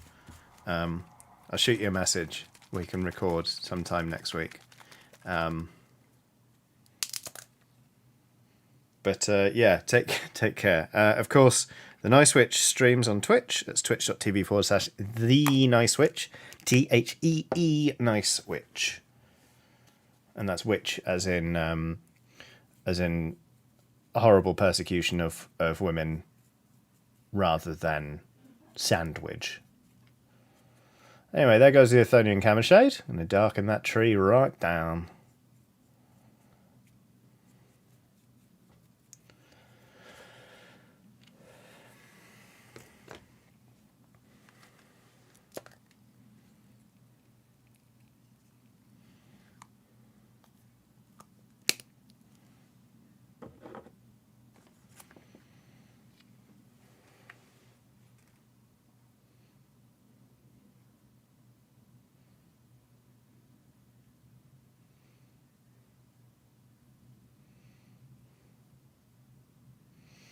"45 minutes left on the stream. Maybe we won't finish that goblin today. I mean, I will definitely finish it before the tournament, but I'm no longer confident. Because also, it's a goblin, so I'm going to give him sort of a green skin, but I'm no good at painting goblin skin. I'm trying to learn.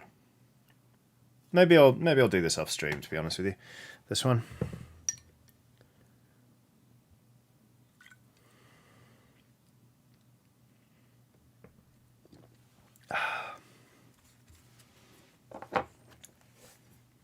Let's let the shade dry on this big fellow. And we've got stitches there and there to paint in. We've got skin to layer up. All in good fun.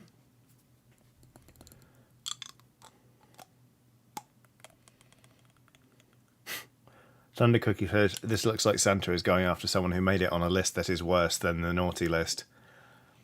Yeah, the kill list. Oh, that film.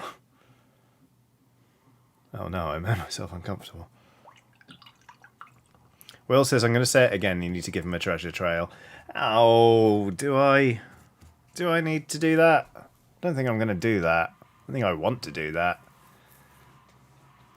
I just find them a little odd. Like, no disrespect to anyone who has one. It's just that I don't. So every time I see them, I'm like, that's not something I've got. No, it's not. That's not even my reaction, because there's a lot of things that I don't got that I can see on other people. But I don't know. Oh, Will says, yeah, wee flickery Rhinox hide up the tum-tum. I don't know. Curiously body hair-free people rise up. Because somebody on the internet once saw a picture of me shirtless and said, why do you look like an anime character? This is a complete anomaly. I've got no chest hair. I don't have a treasure trail. I've got barely no armpit hair. So, solidarity with this little miniature. Or rather, I'm forcing the miniature to have solidarity with me.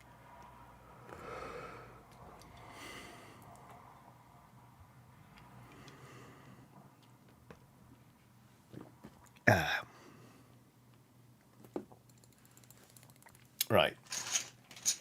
Here's the question, though. It's like, how on earth, when it comes to it, am I going to get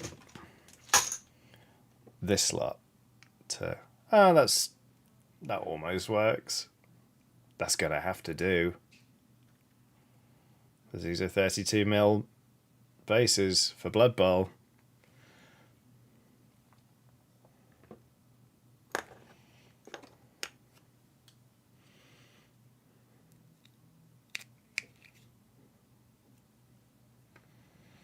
And then let's see how this one's going to do. Oh, that's still the massive one. Okay, this one's alright. That one actually looks pretty good on a 32mm base. Okay, and then the big ogre dude.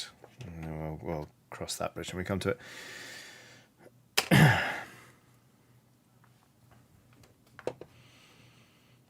Monk says, might be worth pinning those on the bases, buddy. Yeah, probably.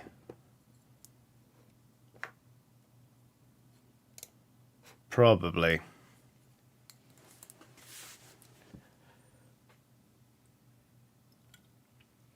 I'll do all that off camera as well. It's all gravy. Okay. I'm going to go down a size on the brush. Go back to the...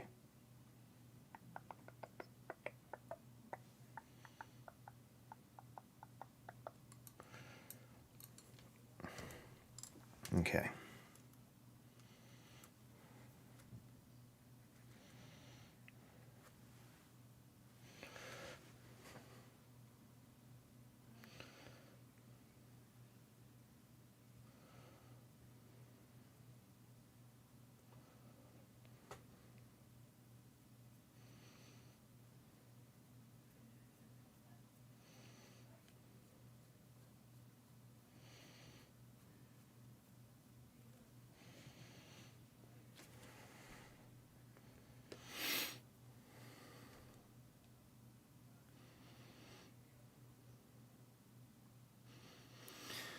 Layering up the tummy.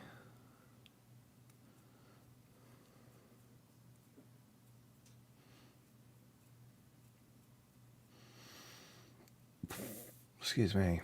It'll be a burp there.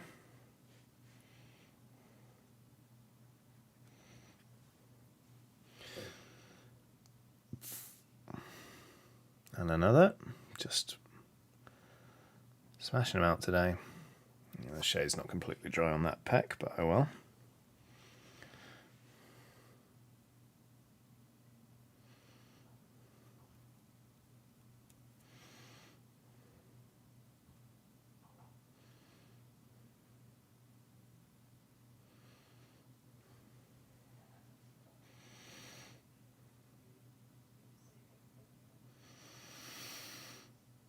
I was about to open my mouth and ask what everyone's up to this weekend, but it's Monday, isn't it?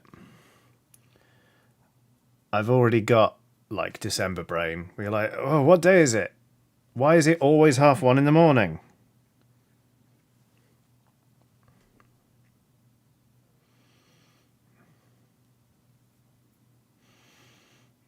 Oh, there's some more stitches there, turns out.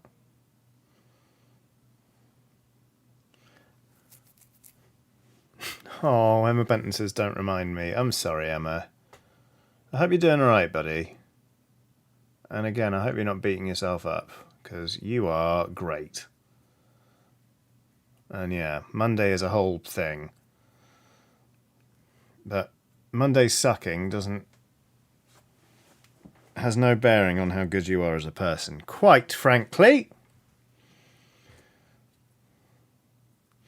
Reese says, I cannot believe it's almost 2023. I fucking can. All of the months individually have gone very fast, but when I think back to January of this year, I'm like, that was 400 years ago.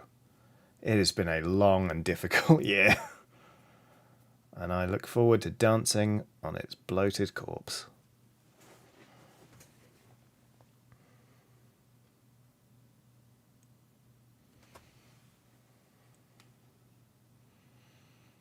Yeah, I'm going to say the skin's coming together quite nicely. I'm enjoying it.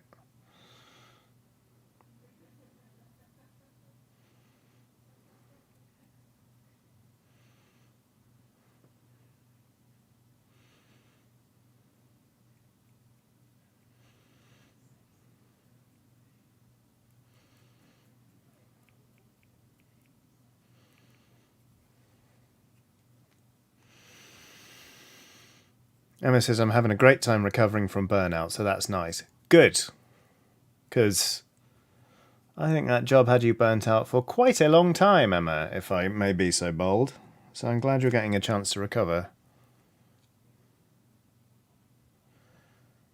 You are very, very much appreciated here, and I am certain in many other places. I still remember seeing...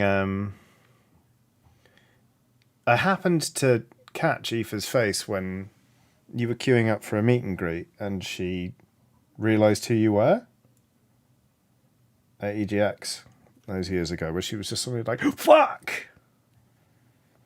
It was brilliant. Was a big fan.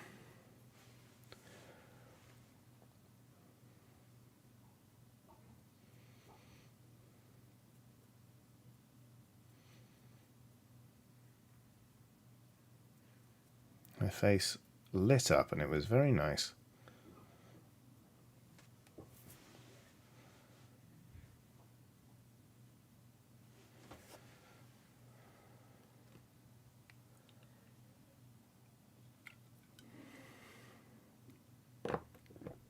Oh, I'm very pleased with how this is coming together, actually. It's amazing how much just shading something will change your approach to it, and indeed your perception of it.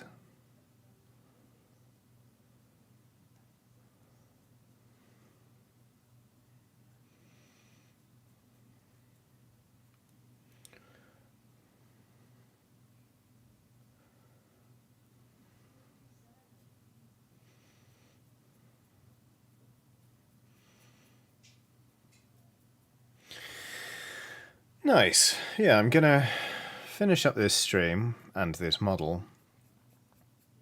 But when I do, you know what I mean. I'm gonna keep painting this model on this stream, and then once that's done, I'm gonna make some dinner, and then I'm gonna paint the little goblin off stream. Then I think I'm gonna watch an episode of The Terror, and that'll about do me for today.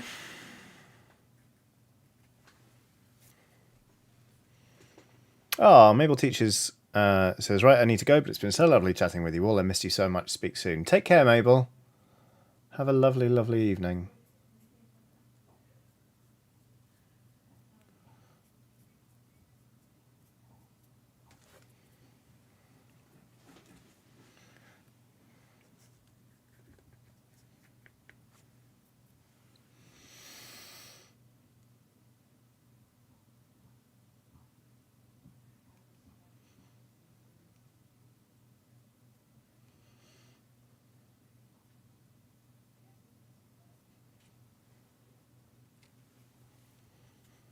Okay, that's how that's looking so far. What I'm going to do...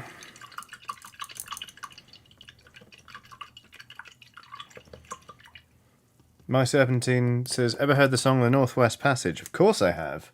Stan Rogers is an amazing songwriter. It's very sad that he died as young as he did. Or at all. Yeah, absolute cracker. Oops. I rewatch season 1 of The Terror every year when it gets very cold. And it's still possibly the best thing I've ever seen on telly. It's phenomenal. Okay.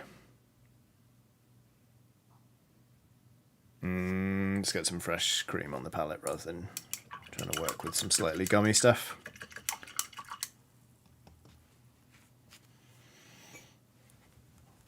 Captain Crimbo says, just seen the time, must dash. Take care, Johnny and LSPs. Have a blooming lovely one. You too, Captain Crimbo.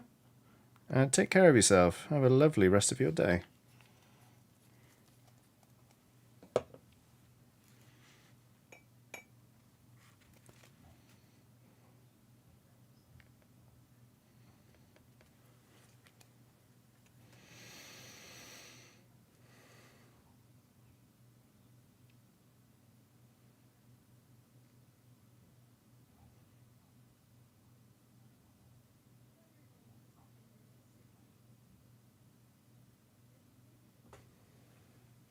Stitches. A few more stitches up there.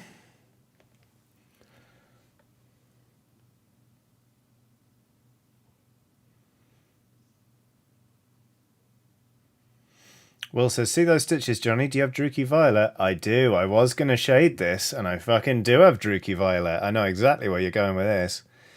I actually made myself feel physically sick once using Druchii Violet and Reikland Flesh Shade on a model. It was a while ago I talked about the medieval murder rabbits, the miniatures I have, and how like one of the models is just like a rabbit beating the shit out of a monk. The sculpt on the monk's face is all like malformed here, and I don't know if it was meant to look puffy or not, but basically it looks like the cheek and forehead are swollen up and the eye is swollen shut. So I just hit it with loads of Reikland Flesh Shade and Druchii Violet, and then I honestly nearly threw up. Well, I didn't nearly throw up, but I felt awful. 1-to-1 Druchii Carroburg and medium or flow improver. Alright, I'll play it your way. Will, if that is your real name. Let's have a bang on this, shall we? Hello, welcome back to Non-Binary Person Looks Through a Box of Paints. Bang, Druchii Violet, there it is. So.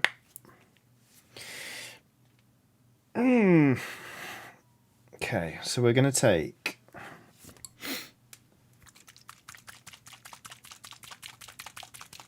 Will says it is. I changed it by statutory declaration. Congratulations. It used to be something else and none of you will ever know what. Nor shall I ever ask, Will. Right. A spoonful of Druchii Violet. There.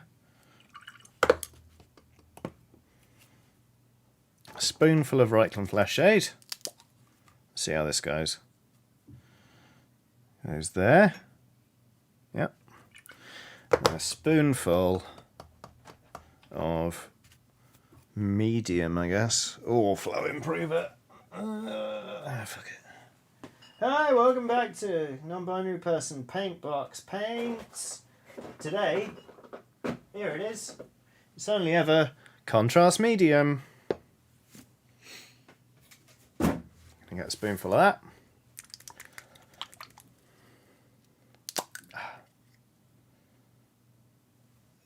Mix, mix, mix. That's quite goopy. Tiny bit of water goes in there. Let's see what we end up with. I'm going to get a smaller brush.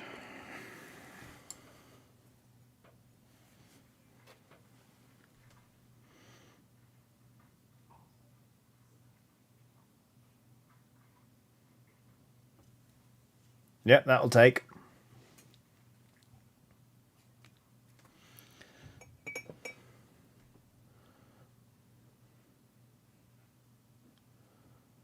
Ew, well done.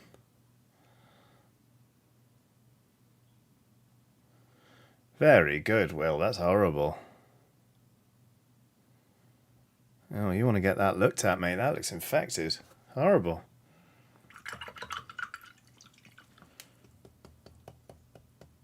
Oh, Lamian medium. Of course. Yeah. It came out looking like a berry milkshake, I'm not going to lie, but a bit of water saw it right. Okay. And then... Hello, welcome to Non-Binary Person Box Paints. Where's my paint? There it is. We were looking for pale flesh.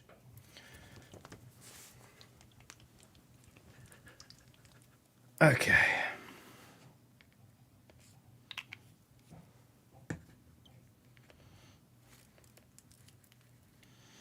Mixing some pale flesh into the Kislev flesh.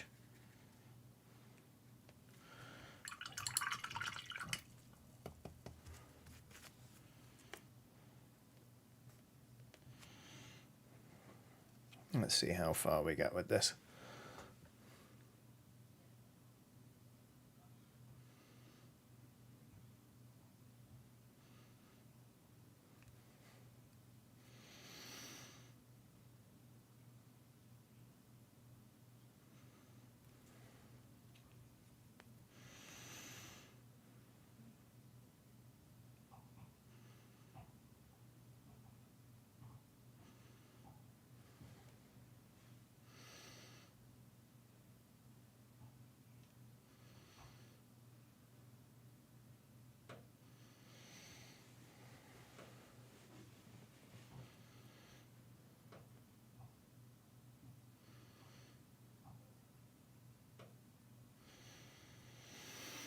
I'm going to go overboard with this, to be honest.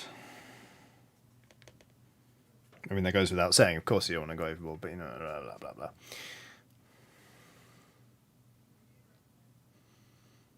That made sense, didn't it? That was a sentence.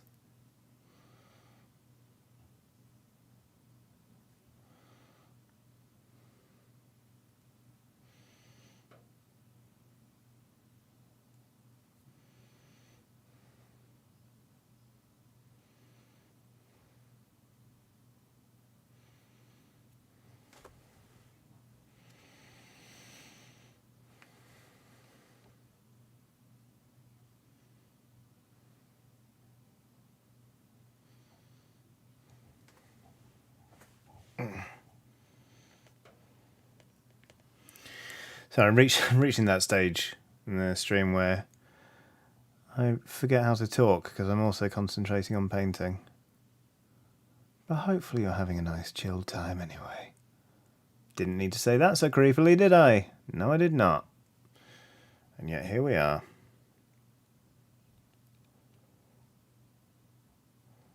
Assassin Gaming 33 says, "Hey Johnny, just got off work and I'm working on my Death Guard. Also, you should call the carrying case you worked on last time the minibar." But it's called the Dodging Pig. The Dodging Pig. See? I mean, it is a minibar, but it's got a name already.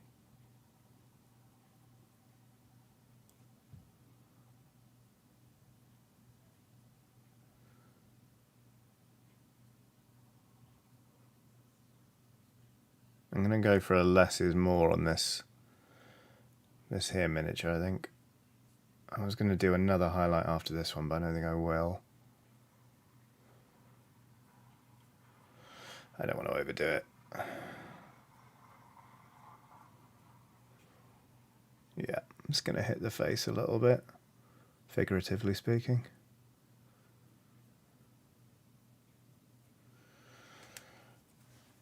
And then I'm just going to do the teeth, and then I think that's it for this mini.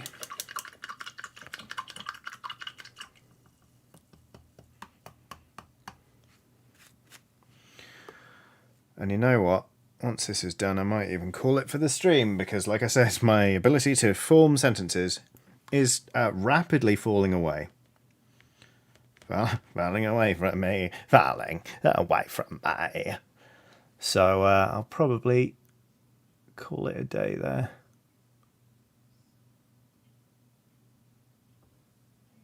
Ta-da!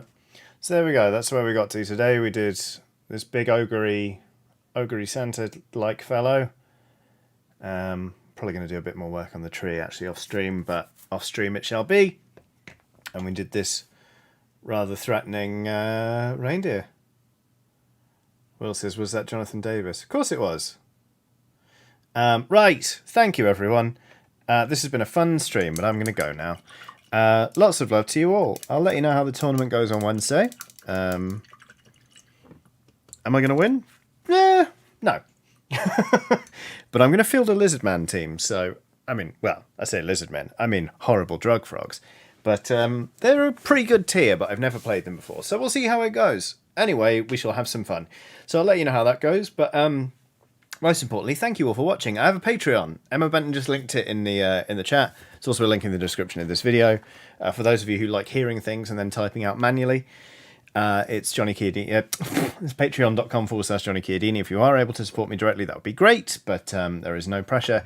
Thank you very much for watching this and for chatting and super chatting, because those are also excellent ways to support me, which indeed you have done. So I shall release you now just by saying thank you again. I will be back on Thursday to do some more streaming.